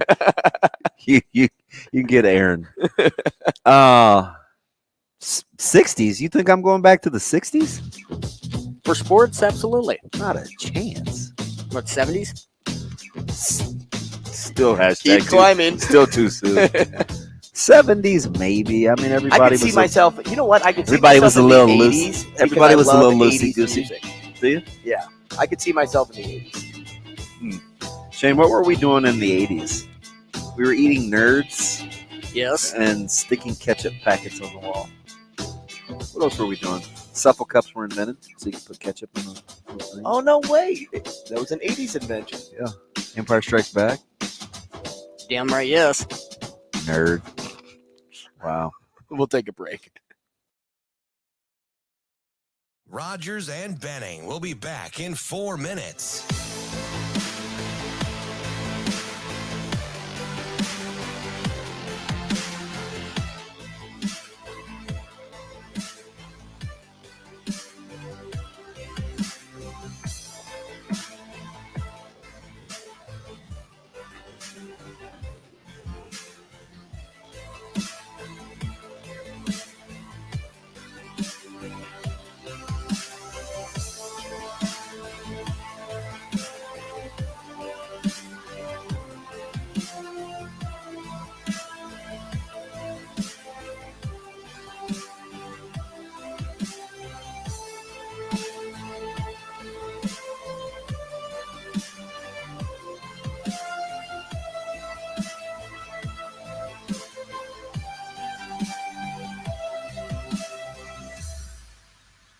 Rogers and Benning will be back in 3 minutes.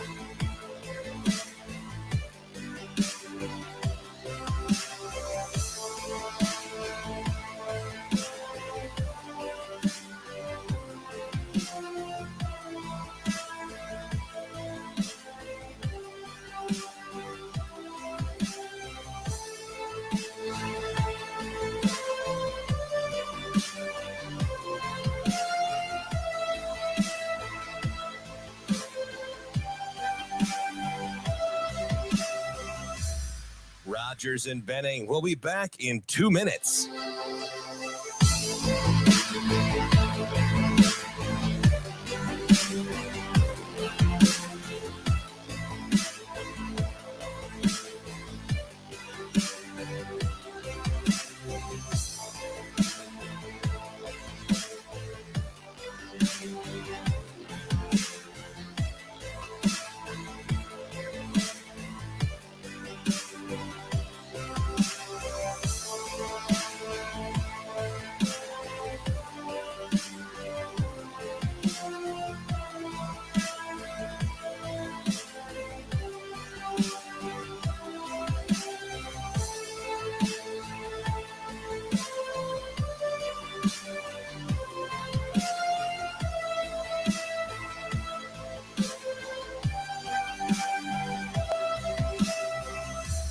Rogers and Benning will be back in 1 minute.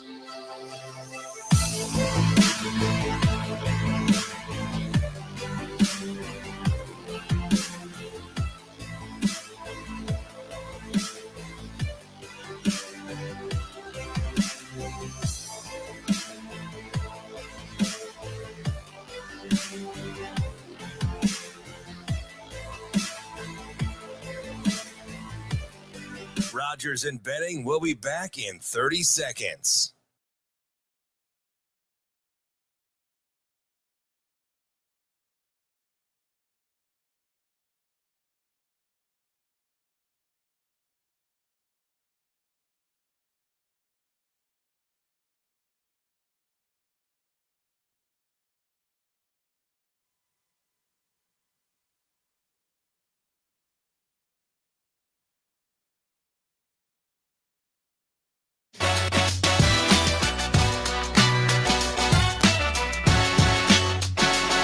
Coffee and Cream with Rogers and Benning on Hail Varsity Radio.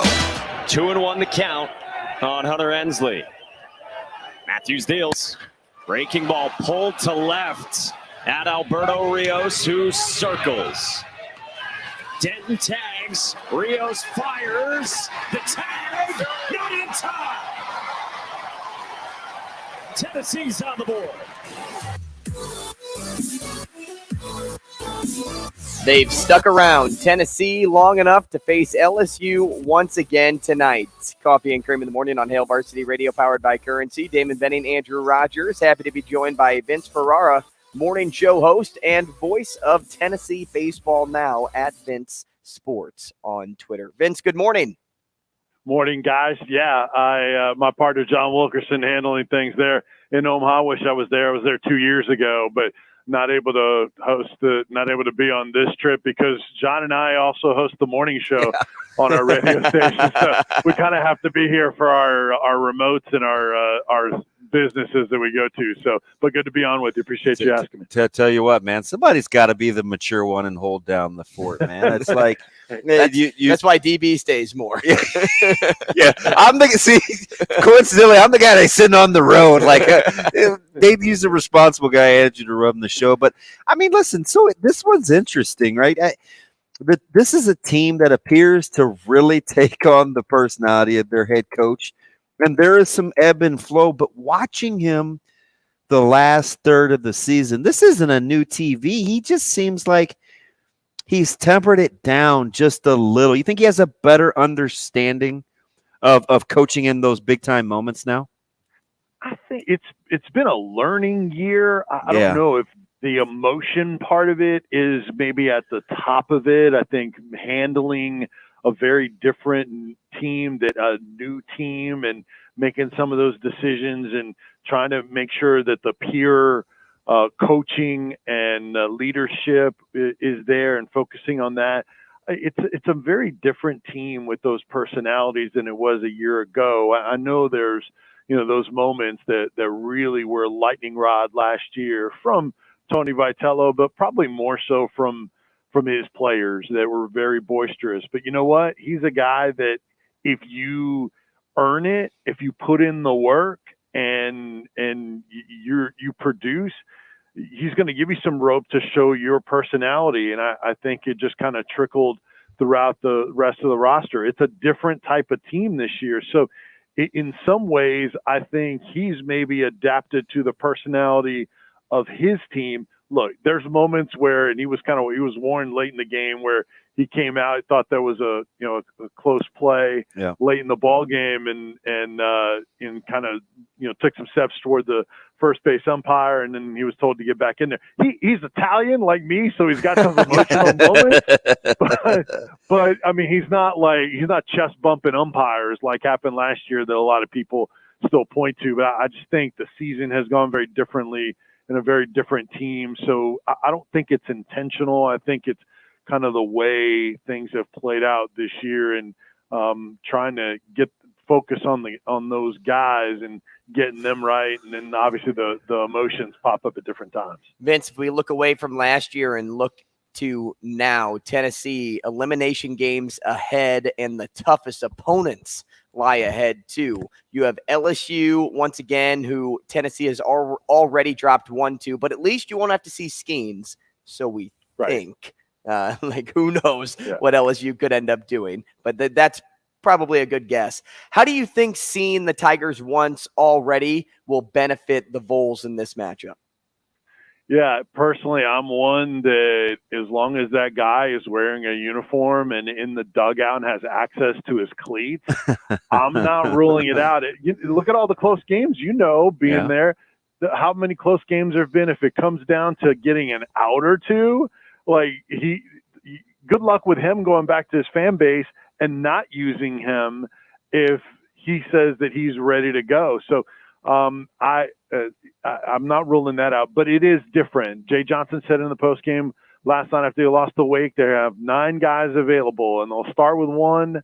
I kind of think it would be Riley Cooper would make the most sense, since he started that regional final against Oregon State, and he started several games, and he's been one of the more reliable, improved arms in the second half, and then just kind of go from there. So it's a pitching advantage for Tennessee, because not only do they start a regular weekend starter in Drew Beam, who was, absolutely. And he was one of the better freshmen last year. He's pitched better in the second half as well. Had a couple of hiccups for a few games in a row, but then, man, he was lights out against Southern Miss with their season on the line. So you start with him, and then they have a lot more arms they can go to. There's only a couple of guys that aren't available to them with a really deep staff. So Tennessee has the clear pitching advantage, but you got to hold the bats down, and LSU certainly capable of that. Gavin Dugas hit a home run, and I think all but one of the games he's played Tennessee this year. And then Jobert had the 3 hits and nearly hit for the single away from the cycle in the Saturday game. So they'll be tough to handle. We'll see what the wind does. That has held back some of these powerful, explosive offenses there in Omaha. And then obviously, you gotta see what LSU does. Maybe they have somebody that rises to the occasion, and kind of like in the SEC tournament, guys come out of nowhere and suddenly become a star. We'll see. That's always a possibility. Now, you're certainly not going to look a gift horse in the mouth, and Dollander, he was bailed out yesterday by Burns' phenomenal performance. And listen, I think he only threw 70. I don't know what he threw, 73 pitches, maybe something like that. When you look back at it, was it the good thing to get the 6 innings to shut the door? You had to get the dub, or would you like a little more availability out of him going forward? Do you win and chalk it up and say, hey, we got through with one? Or did you like, gosh, you got stretched a little longer than we thought? Oh, 100%. You take it how it is, because the season was on the line. Like, Tony Vitello couldn't wait. You have to coach that game to win that game. And look, LSU treated last night's weight game to try to win it. They sent out their 2 yes, they did, non-Paul Skeens arms to try to win that game. And so you take it one game at a time, and Vitello has talked about it.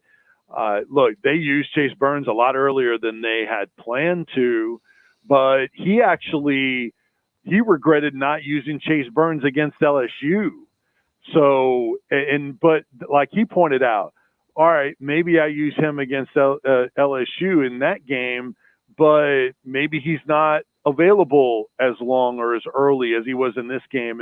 And so if you don't get the win and use Chase Burns there, and you can't go to him as early in this game because you used him in the first game, then maybe you get to a point where the scoreboard doesn't dictate you being able to have him lock the door and save the game for you. So it definitely is a trickle effect, and from one game to the other, just like Quinn Matthews may have still had a residual from his 156 pitches. So you just never know, but you have to worry about the here and now and then figure it out afterwards. And the good news for Tennessee is they still have plenty of other good options, although not Chase Burns options. Dolander, 58 pitches. I don't know that he would come back. I wouldn't rule out Andrew Lindsey, though, from game one. He was at 72 pitches. He didn't get out of the fourth inning either. So that's, not the highest of pitch counts if they needed, a batter or two. But they have other guys they can go to. So you just have to worry about the here and now. I don't think he's worried about Burns going too long. Vince, over-under set at 12. With how both teams swing it, where does the score need to end up for you to feel comfortable for a Tennessee to win? If I was to pick an over and under, I'd say the under. Yeah, you'd like it to be a little low scoring. That lets you know you're in the game, right? Yeah, I mean, that would also indicate that LSU is probably pitching better than maybe on paper people would expect them to.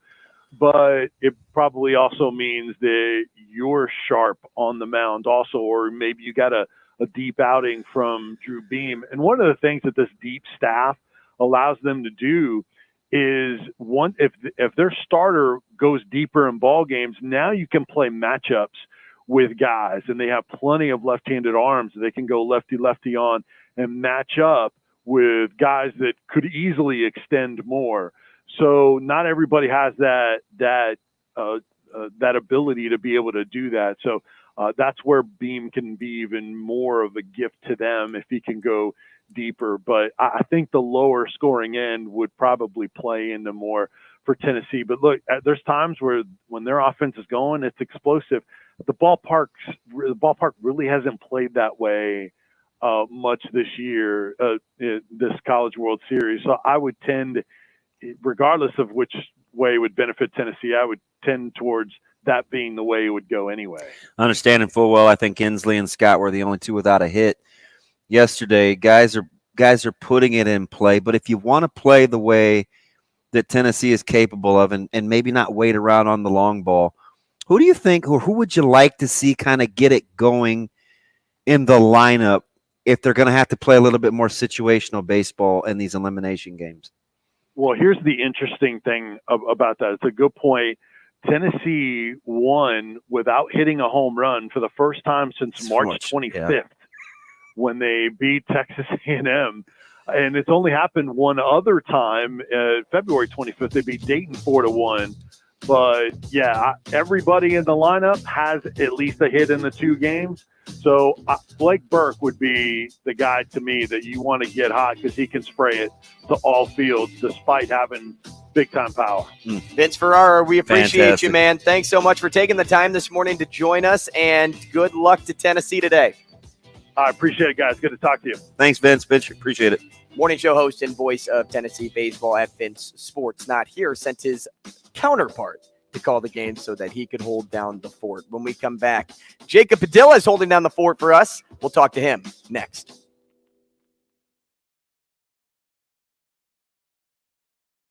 Rogers and Benning will be back in 4 minutes.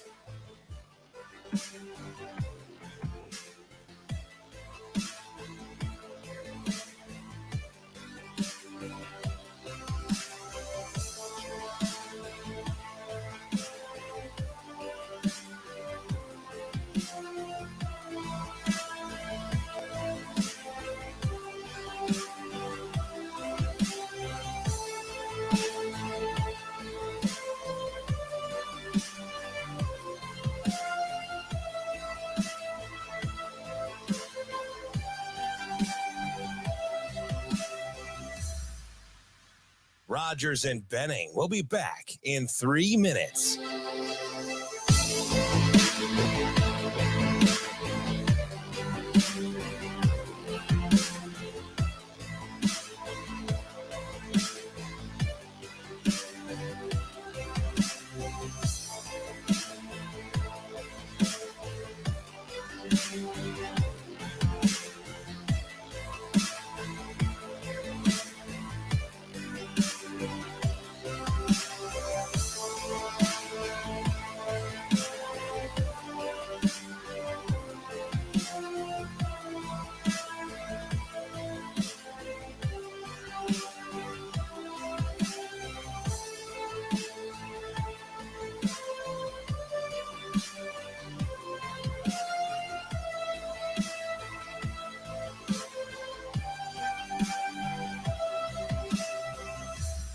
Rogers and Benning will be back in 2 minutes.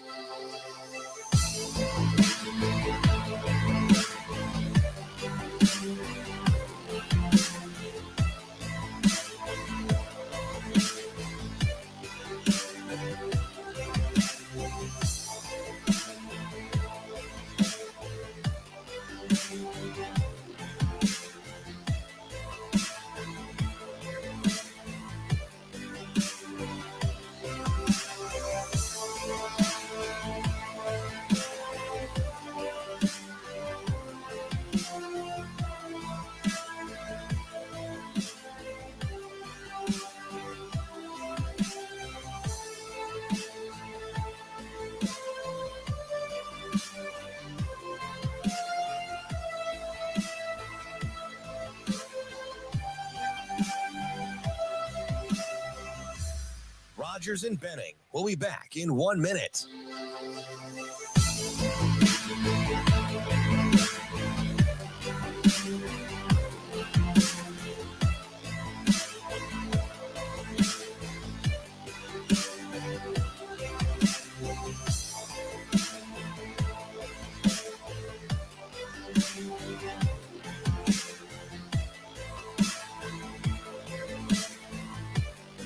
Rogers and Benning will be back in 30 seconds.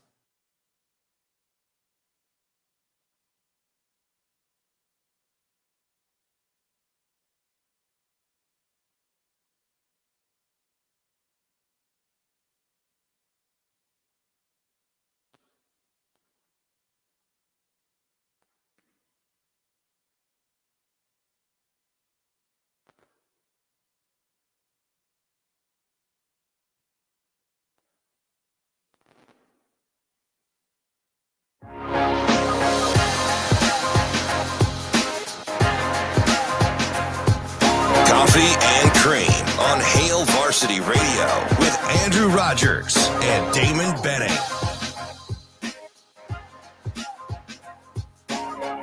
Hey, welcome back to the show, 888-638-4876. If you'd like to get involved in at any point, Coffee and Cream in the morning on Hail Varsity Radio, powered by Currency. Live from the H&H Chevrolet stage at Hail Varsity Club. You can catch us on 590 ESPN Radio here in Omaha. We're live on Twitter and live on YouTube, the Hurrdat Sports and Hail Varsity Radio YouTube pages.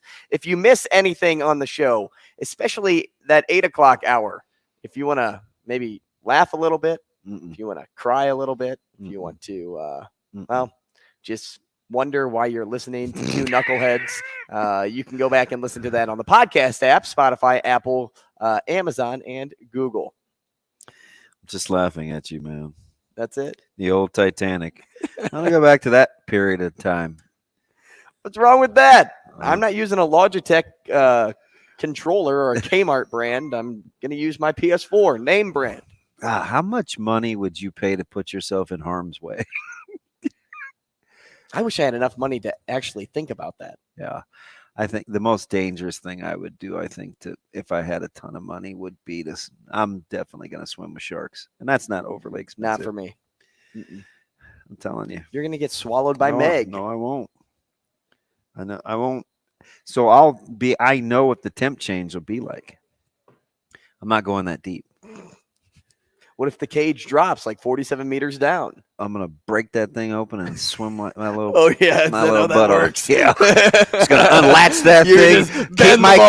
Keep my composure and swim to the top. Isn't that what I'm supposed to do? Yeah, I think that's it. Why didn't they do that in the movie? Yeah, It went over in 5 minutes. Stop spelunking, especially with water. Yeah, I know. You just want to stay in the open ocean. You want to hang out on the bottom. Isn't that what Batman does? Oh my! Live in the ocean? What? Splunk. Yeah, in the cave spelunking. Splunk, like the little cartoons when they hit Didn't each he other. do that in Batman Begins? I believe Yeah, that's he was. Splat. It's it's spelunking. That's cave exploration shade. Splunking. Are you a splunker, Shane? When I can. Good job, Vincent. Let's get on the phone. I Shane, let's take Jacob You now. found young Jacob? Jacob, good morning. Track How him are you? down. Good morning, guys. Oh, hey, Jacob. We put out an APB, man. We found you. How are things? I'm doing all right. Who's better abreast of the situation, you or Chris Paul? What situation was that? I don't know. There was nothing that happened in the news over the last 2 days. It's been quiet time. June and not a lot to talk about. So Jacob, though, in full disclosure, you and I talk about what I talk to you all the time. So I feel like, but we never actually have time because we're supposed to be talking about high school when I get you. But do you like this makeup so far with the roster? So I don't think it's ideal. Like the Suns aren't building a team quite the way that Denver did in terms of finding all these perfect fits and filling out a full 7-8 man roster that you like. But heading into this offseason, I think the paths to meaningfully improve were limited.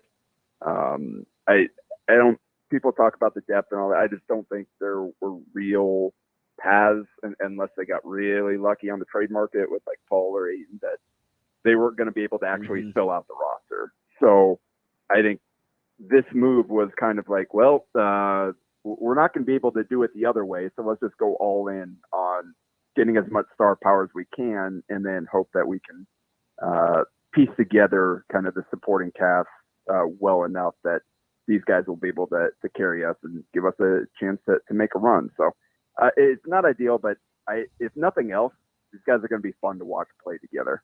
Jacob, without knowing what you'd get in return, are the Suns better off having Ayton next season or sending him away? That's a very complicated question. Which version of Ayton are they getting? Ultimately, I think they're hoping to be able to flip him for a couple of pieces here.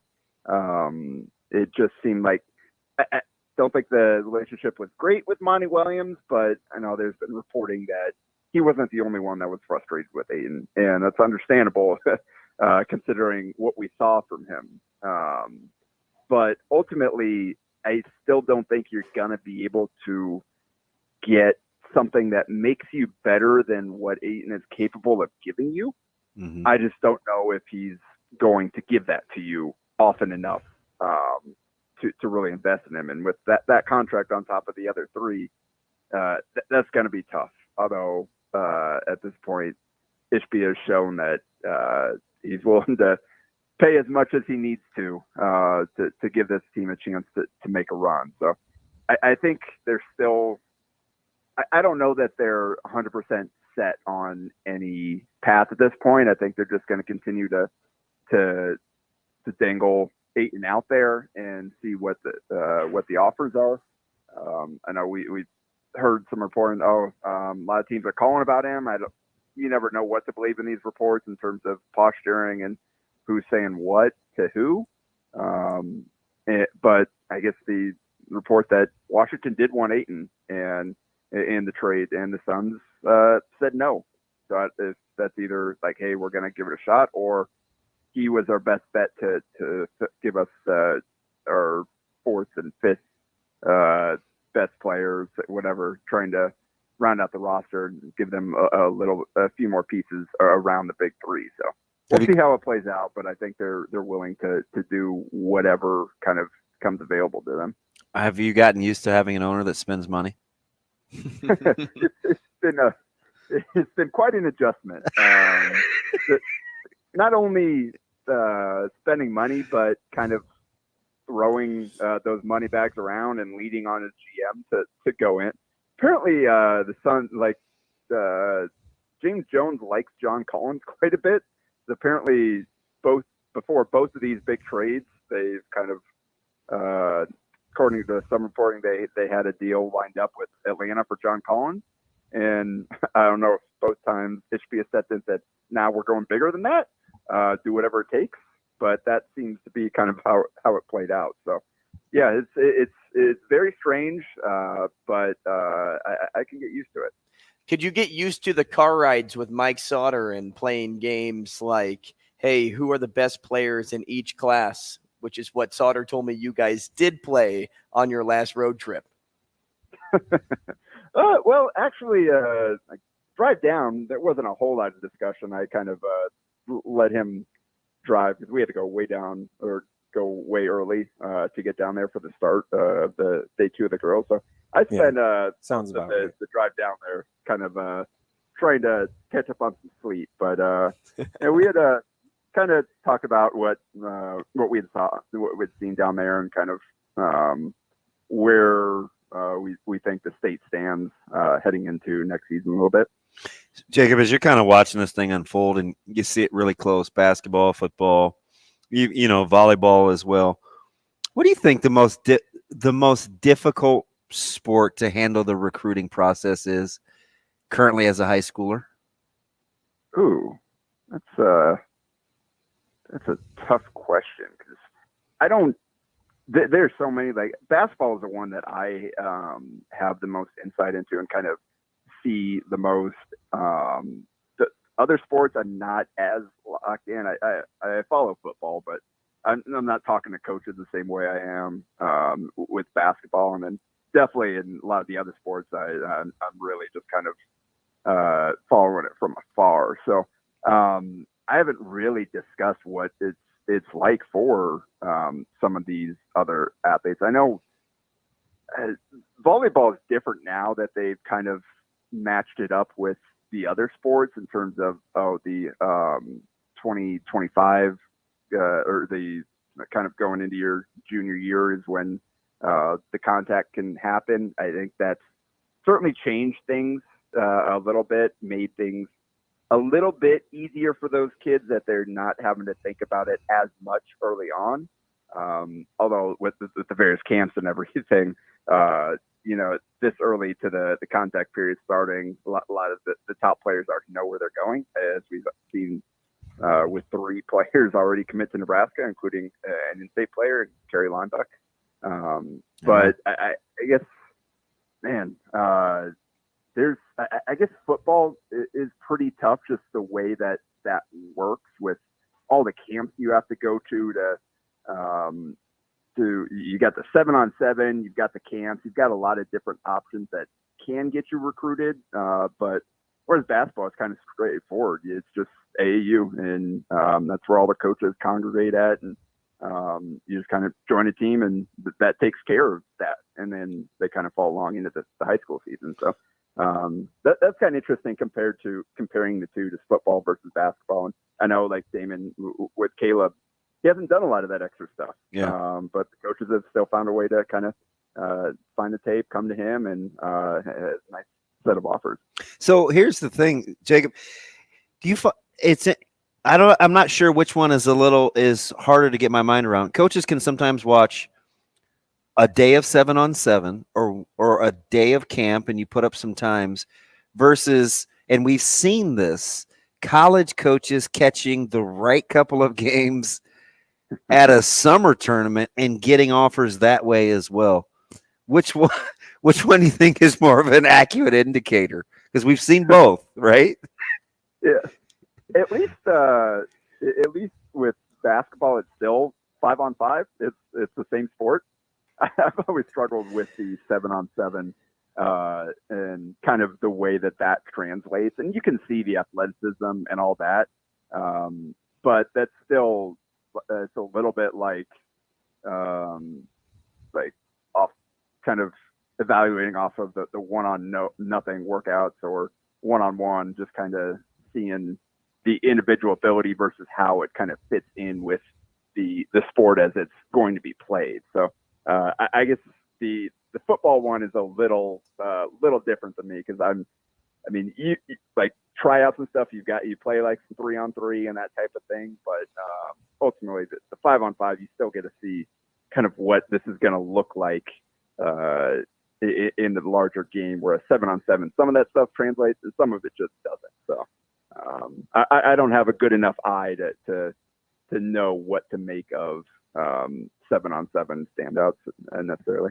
Jacob, in line with recruiting and talking about various standouts, a lot of this came with team success from Bellevue West last year. But I've been seeing a lot of offers come in on Amari Bynum. A lot of talk around the town with him, and I wanted to try to maybe you and DB can chime in on this, but who's going to be the new Josiah Dotzler this year that people are going to talk about as like, hey, he's like the number one recruit, the number one basketball player, the one that's getting all the offers. He's the guy I want to see. Or do you think it's going to take him, if it is Bynum, till his senior season to get that sort of attention? He's starting to rack him up now. Yeah, well, that's certainly, like, from the offer standpoint, so some of the ones that Bynum's starting to get now. Obviously, Braden Prager from Lincoln Southwest is the other one with high majors. Both in-state high majors have offered both of them now. The interesting thing is where in the past few years, kind of the outside of Isaac Trout and out on Grand Island, like Josiah Dotzler was at a powerhouse in Bellevue West with like the best supporting cast around it. Hunter Salas and St. Thomas and Max Merle and Jason Green, all at Millard North, the state title contender. But both Frager and Bynum are on teams that should be good, but they aren't necessarily, this is a powerhouse team that's completely stacked. So it's going to be a little different where, like, Josiah didn't even have to be like what he was capable of being in terms of numbers and all that, because his team was so good. And so the conversation was just about Bellevue West as a whole, and then he was the guy that kind of pushed him over the top. Brian will have a chance to be better this year with some of the additions they've made and with the improvement he's made, because he has made a huge leap even since the end of the season. Like what I saw this weekend, Saturday was the first time I saw him play with Brian, because he's been gone for camps and all that for most of June, and I only saw him play one time with Mocan, and they weren't even challenged, so he didn't have to do a ton in that game.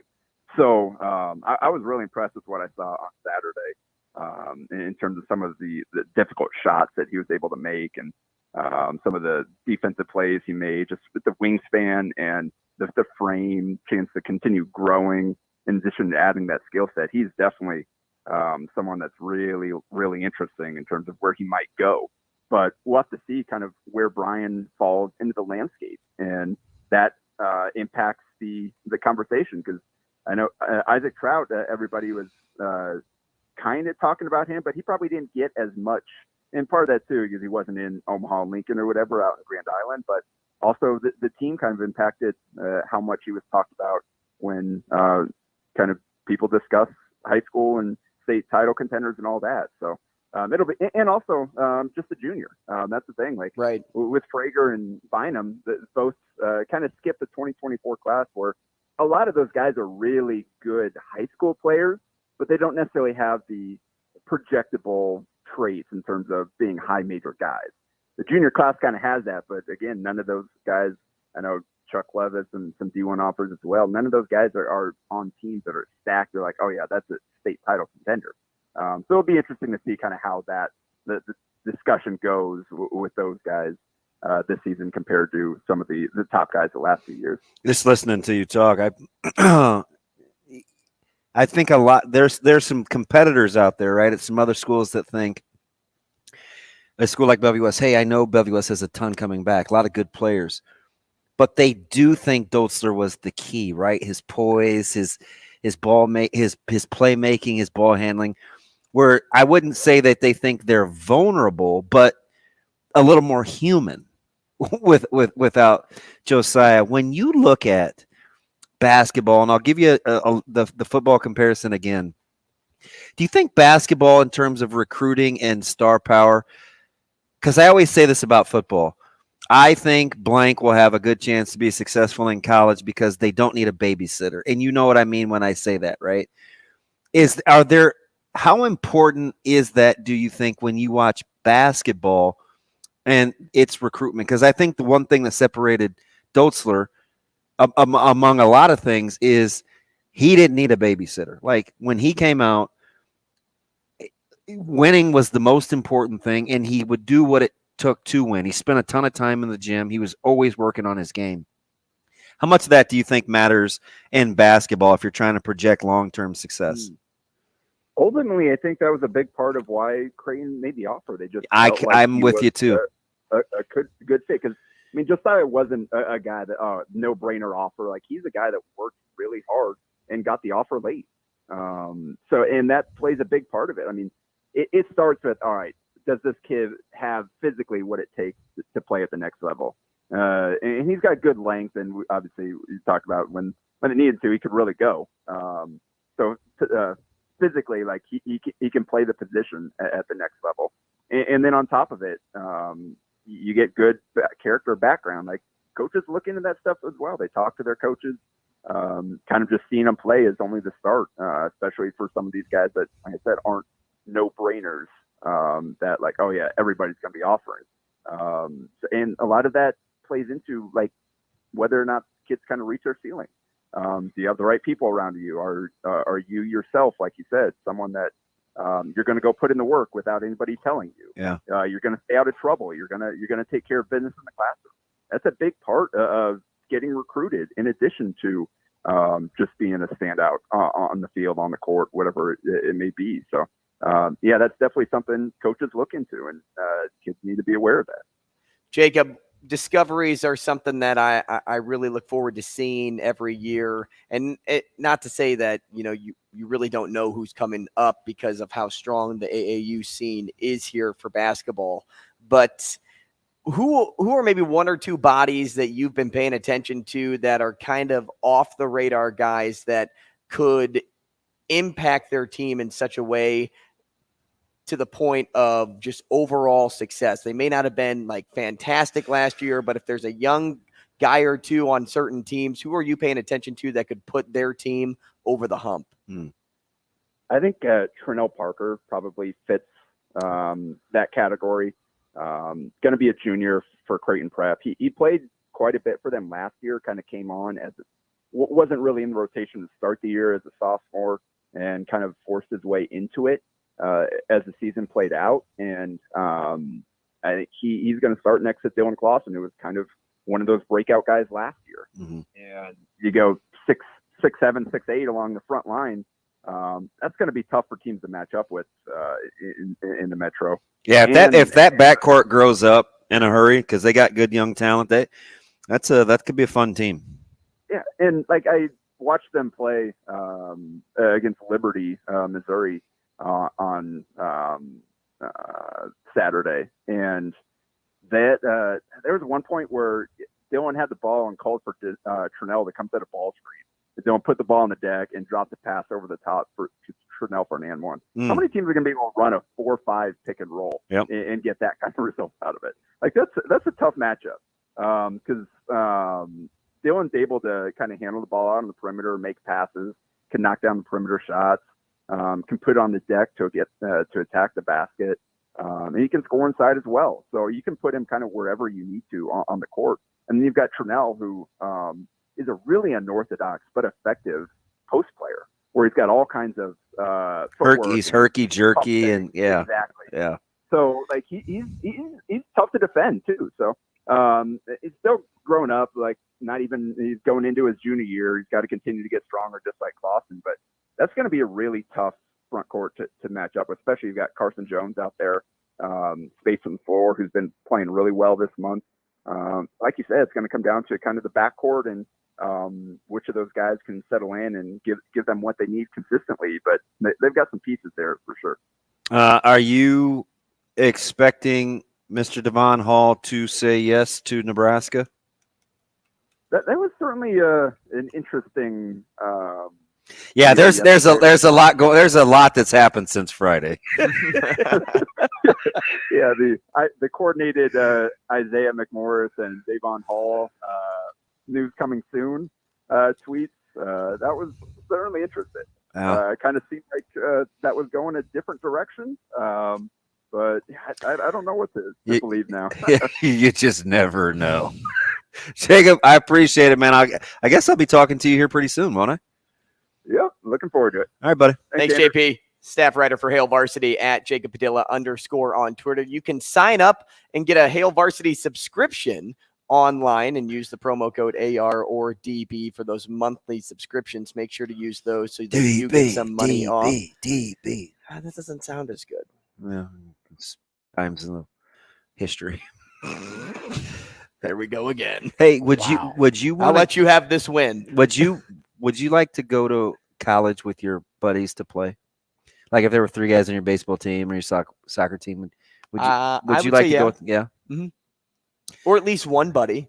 Yeah. Because it would be nice to go there and have a roommate right away. Now that's kind of a thing of the past. Now coaches say, hey, no, you got to meet and bunk with this kid. You need to meet somebody new or you stay with your position group or whatever it is. But I would say, yeah. I don't know if I would. But I had some really close friends. Yeah. Now, that being said, I don't know if I had anybody that played college baseball. So I didn't have to think about that too much. You got two guys that could potentially play the same position. Mm-hmm. Weird. Who's in, who's out? Who was in that's now out? I don't know. It's a fluid, man. All in or all out? That's hey, that right there, that's what you had to decide. Good call. We'll take a break. We'll be back with more CNC. Rogers and Benning will be back in 5 minutes.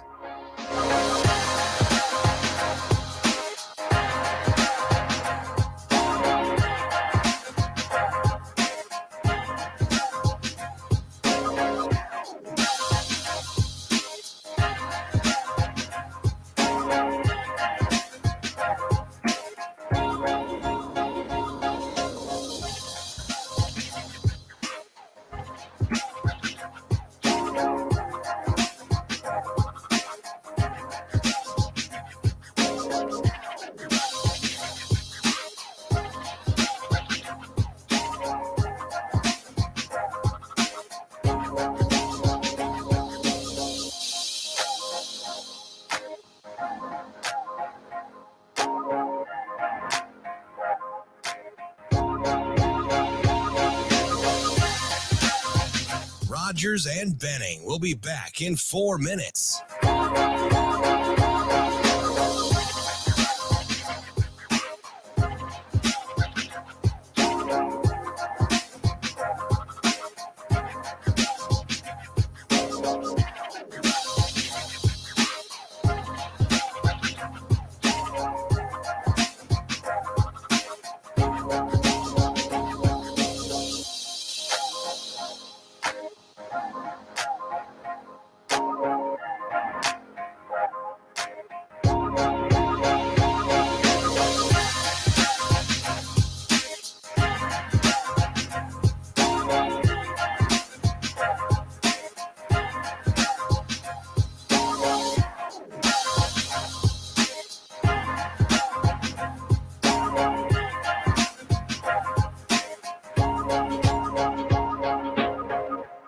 Rogers and Benning will be back in 3 minutes.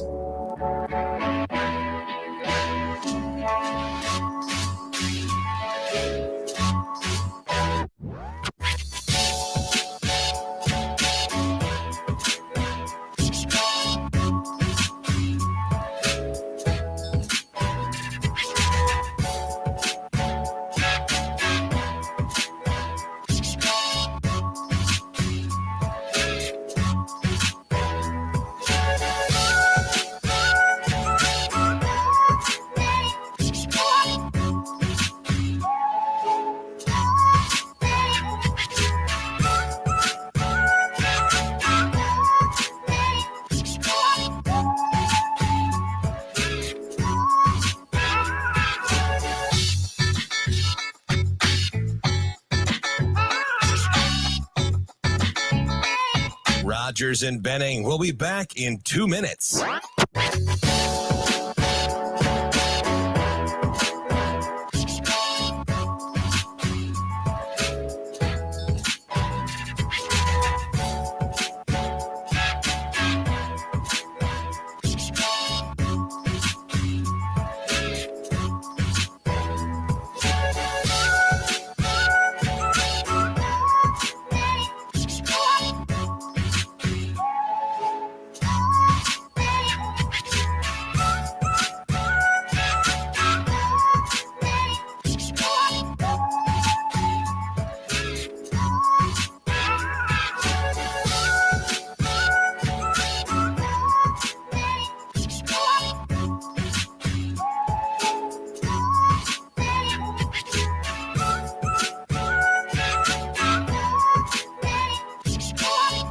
Rogers and Benning will be back in 1 minute.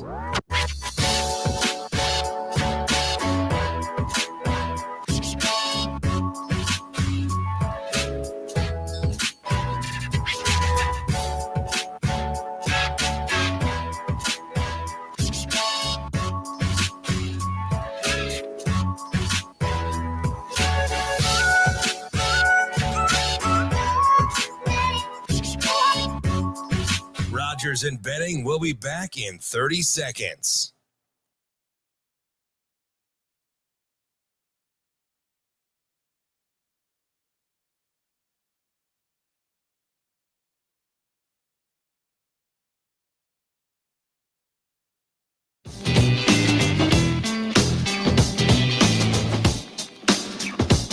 Coffee and Cream with Rogers and Benning on Hail Varsity Radio.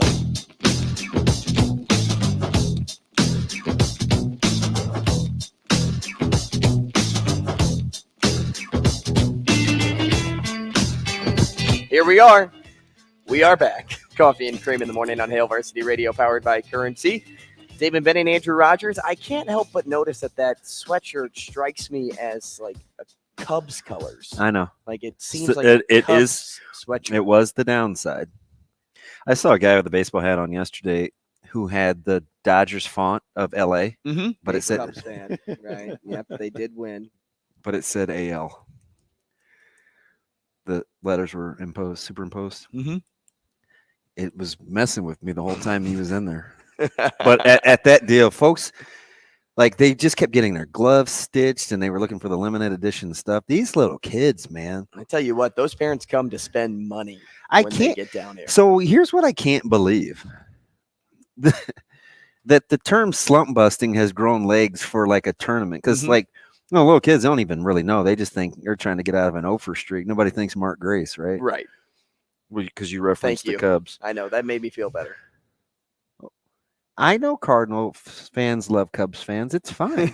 Big Cubs fan. Big Cubs fan. You guys, you shared Jim Edmonds. That was cool. Did we? You're such a hater. You shared a couple catchers. That was cool. What about Jason Hayward? Yeah, he's... You know where that we guy all shared him. Yeah. Although there was a stretch where I was actually cheering for him. I was like, hey, go. Yeah, after the Braves. And then he was actually playing fairly well for the Dodgers. And, of course, that was like most things. My thoughts fleeting. Came and went. Isn't that right, Vincent? That's you. Tigers had look up on March the 4th. Shut up. Your Tigers had a nice come from behind win over the Dodgers or the Royals. Shanner? You know, that's Lyles. Holy smokes. That surprises me. I mean, they're not good. Lyles, what is happening in Kansas City? I don't know. He's still 0-11. That's unbelievable. Not really. Not really. It's believable. How about my boys' resurgence in Texas? You know, so that's a former Dodger that I'll always cheer for because I did not want them. I did not want them to part with him. I mean, I get it. It's he's about to get paid. They actually paid me some money a few days ago. Who? Hit Parlay. Oh my God. There you are, always trying to give me a bet again. It's Hit Parlay. Vincent. Corey Seager, 2+ bases, plus 130. Lock it in, 2 doubles. How long does it take you to look at that? Shane Vincent. Grown folks are talking. All right. Go to the kids' table.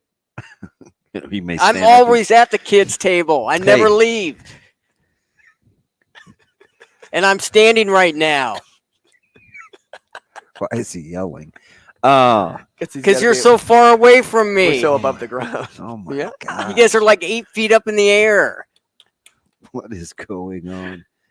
Are you buying what the Cubs potentially could be selling? Because remember, I told you that could be my surprise team in the NL. Surprise team in the NL. Yeah.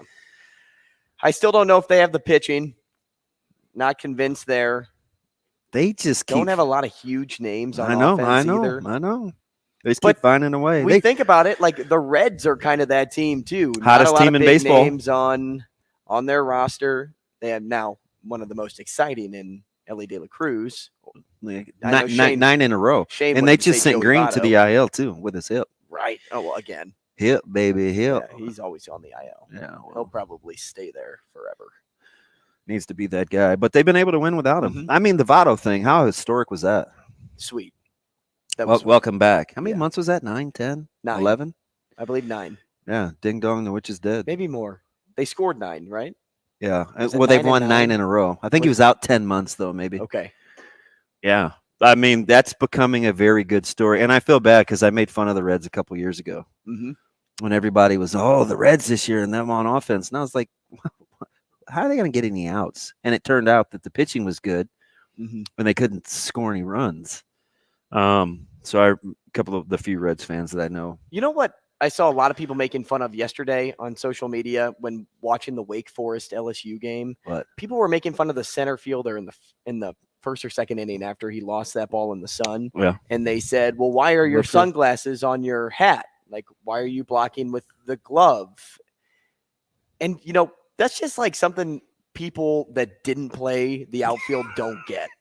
Like, just because you have sunglasses on doesn't mean that you're going to be able to see that ball. Yeah. We saw in Game 1, Wake Forest Stanford, that he couldn't even see the ball off the bat, and the shortstop came all the way out and made a tremendous play.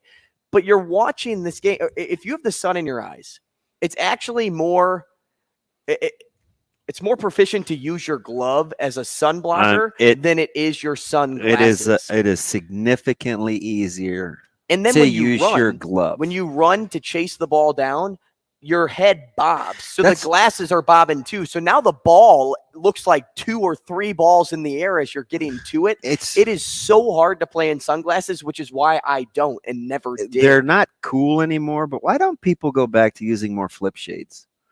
I played with them and it made me kind of uncomfortable, but I do remember Coach Olson, my baseball coach, spending a fair amount of time with me, especially when I moved from short to the outfield, because I didn't do that until I was a sophomore, where glove level and the games that you could play with being able to use your glove. But it's an art form. But I'm with you 1,000 times over. I much prefer my glove than flip shades. You get so much more shade for one, and two, you don't get the so-called temperature change on your eyes, if that makes sense. Like, not familiar. You don't warm.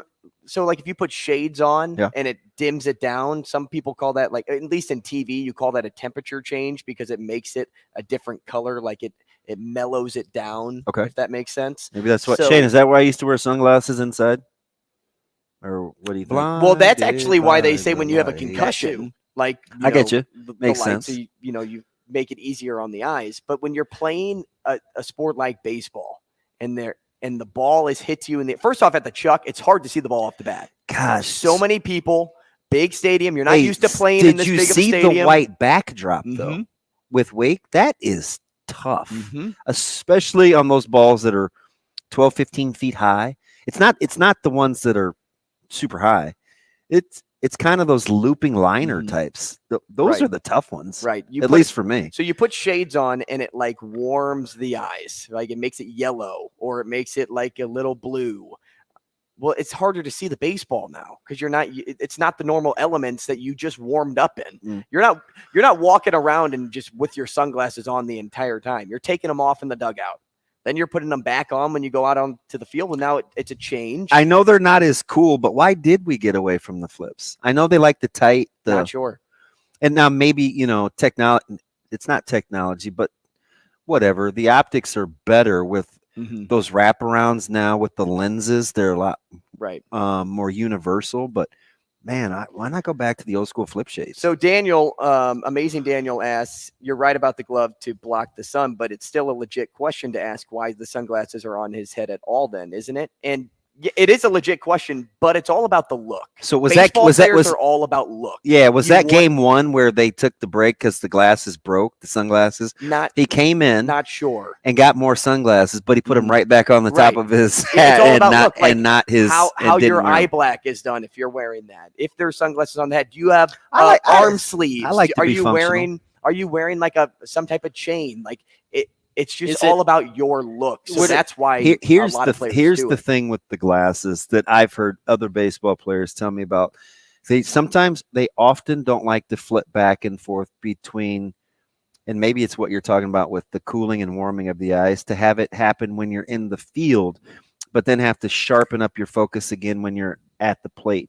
But we have seen some guys that can hit with glasses on, which is even more perplexing to me. Like you obviously have to work at it, but I'd rather squint if the sun was setting in my face. No, than hit with but sunglasses. that is brutal. Those shadows that happen in those first couple of innings at the Chuck. And that's what makes wearing sunglasses even more of a challenge. It looks miserable. If you're in the sun with shades and then you run into the actual shade with shades on, now you're changing so many things on your eyes that your brain's trying to work with. Oh yeah, I'm still trying to track a fly ball at this point. So would they consider it part of their uniform? I mean, and if you forget it, or if you don't have them Some people are like that. It's more superstition then. You're probably getting a guy that's like, oh, I'm missing something. I feel like I'm missing something. So there was a gentleman that came in and wanted his catcher's mitt restrung yesterday when I was at the deal, and you best believe he wanted it a particular way. And in my head, I just was having all these flashbacks. I'm like, that is so baseball. Where a lot of baseball reminds me a lot of hockey, right? A lot of those guys, they may not use the word out loud, but they do have routine. Was it Sarlos? Was it Kirk? Somebody was asked about superstition. Maybe it was a pitcher, and they're like, no, it was Skeens. He's like, I'm not superstitious. Right. That's right. But there is a way that I like to do things. You can call it what you want. Right. But I wouldn't call myself superstitious. Yeah, baseball players are men of routine. Yeah. Muscle memory too. When we come back, we're going to talk to Joel Lorenzi. Stick around. Rogers and Benning will be back in 4 minutes.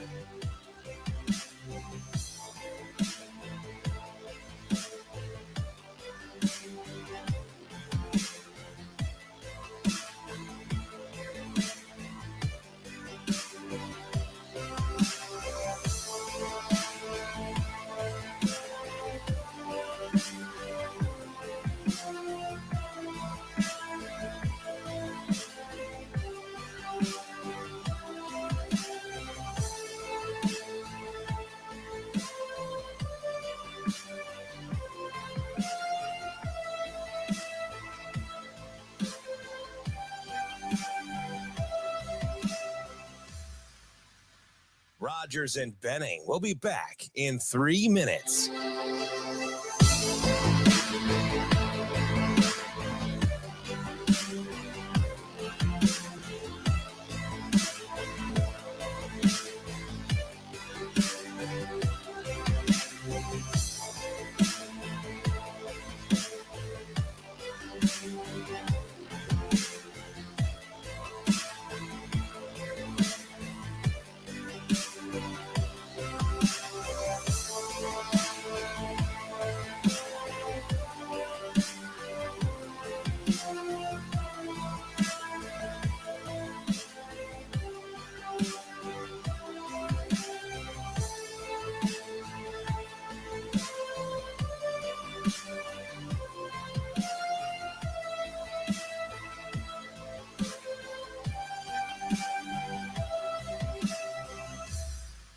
Rogers and Benning will be back in 2 minutes.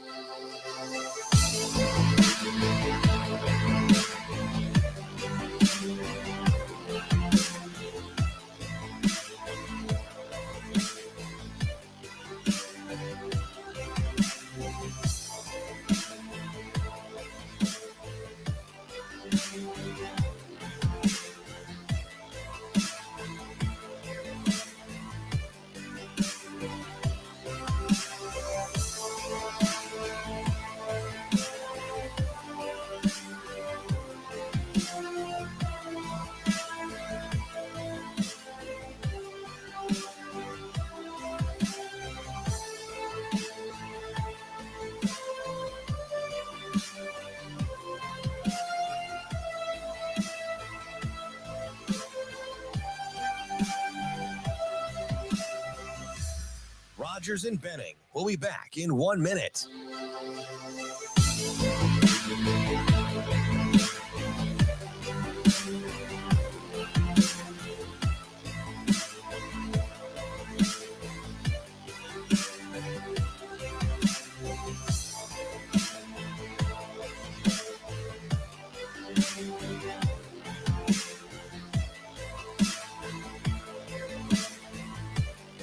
Rogers and Benning will be back in 30 seconds.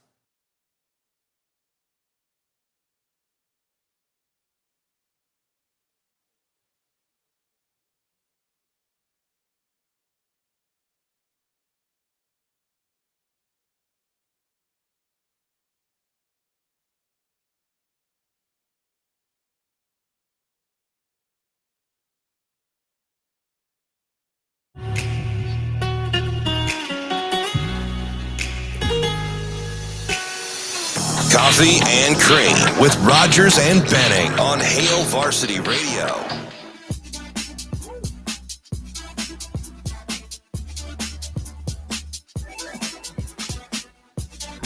I'm watching a video right now, DB, on Twitter of Connor Wong getting sent back to third base for running into the umpire. Yeah. As he's rounding third base. It's totally the umpire's fault. What are we doing? There's zero question that that's the umpire's fault. I don't even know why he was that far up the baseline. Do you have any idea? No. Well, he was preparing for the play at third, but then he panicked. Can he see where the ball is going? Right. Even the third baseman had left third base by then. Like, get your bunda out of the way. Yeah. You see the play over to third, and he's moving, and his body just took him that way. I guess. I don't know. Not the right call. My mind's telling me no. But my body telling me yes. Listen, I don't think we can. I think that's frowned upon to sing that song by that guy. Is it? Yeah. How many years did he get? 50? He got a lot. I think 50. I wish I had 50. No, years. Dollars. Oh. 50. What would you have, like a hit parlay with you and your brother? I thought, whoa. Baseball. That guy definitely is not wagering anything. Well, he's got $50. I know one thing. He is not a fan of what's being done in Lincoln. And one lick on an ankle. It absolutely was, Coach. Somebody just asked me about him this weekend, and I told him, I said, "Gosh, how old is he now?" And I said, 85 or 86. Like, he's much older than I think we think in terms of how I wouldn't have guessed that. Yeah, I would have guessed he was in his 70s. Not a chance. Am I close? I think I'm close. Let's see. How close am I? Tom Osborne is 86 years old. Yeah. Wow. Yeah. God, 1937. And I should have known because my dad is 36. 1936. And he was. My time period was before him. 1912. Again, you had pick of the litter. What about him? Oh, Theo would have had pick of the litter too. Pick of the litter. I wonder what he would have gone back to. Maybe the Crusades. Don't put that crap on me. Really? No, that's him. No, because I'm trying to understand his personality. People would have been killed. Probably some spiritual time, I would guess. Like Jesus?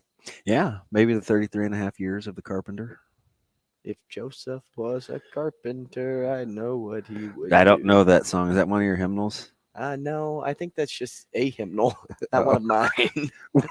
Well, I don't think they sing that at my church. I meant practicing Catholicism. No, I don't. I think it was a Christian church thing, Was it? different than Catholicism. All those things are weird. Like Lutherans, Christians, Do we know? Catholics, Should we talk they about all Martin? have- Should we they talk all have, about like, Martin Luther? similar ties. Lots of folks have died in the name of crusades. Mm-hmm. You wouldn't pick that period? You still could have passed. You could have just flipped sides. All right, hey guys, I want to play for the other team now. With me, They'd be like, okay. With me, they'd be, you dirty Moor. I was like, wait a minute. I'm not with the Moors. I just look that way. What? Are you going to be all right? What are you doing here? I'd be like, oh boy, Jamie Foxx in Robin Hood. Yeah. Yeah. I'd have been the defiant one. In what? In Robin Hood or Yeah, I think Django? Wow. Really?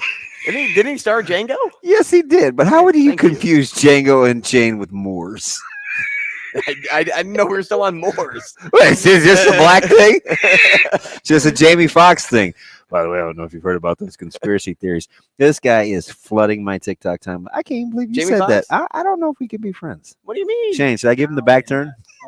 My man went from the Moors to Django Unchained. So there's really only about 700 years difference in between. I mean, you were close. I know we were still on Moors. We've been bouncing around so much. I did see a clip for Django the other day, though. Get him, Daniel. And It was just on. gosh, it was when he showed up to. When he lit Candyland on fire?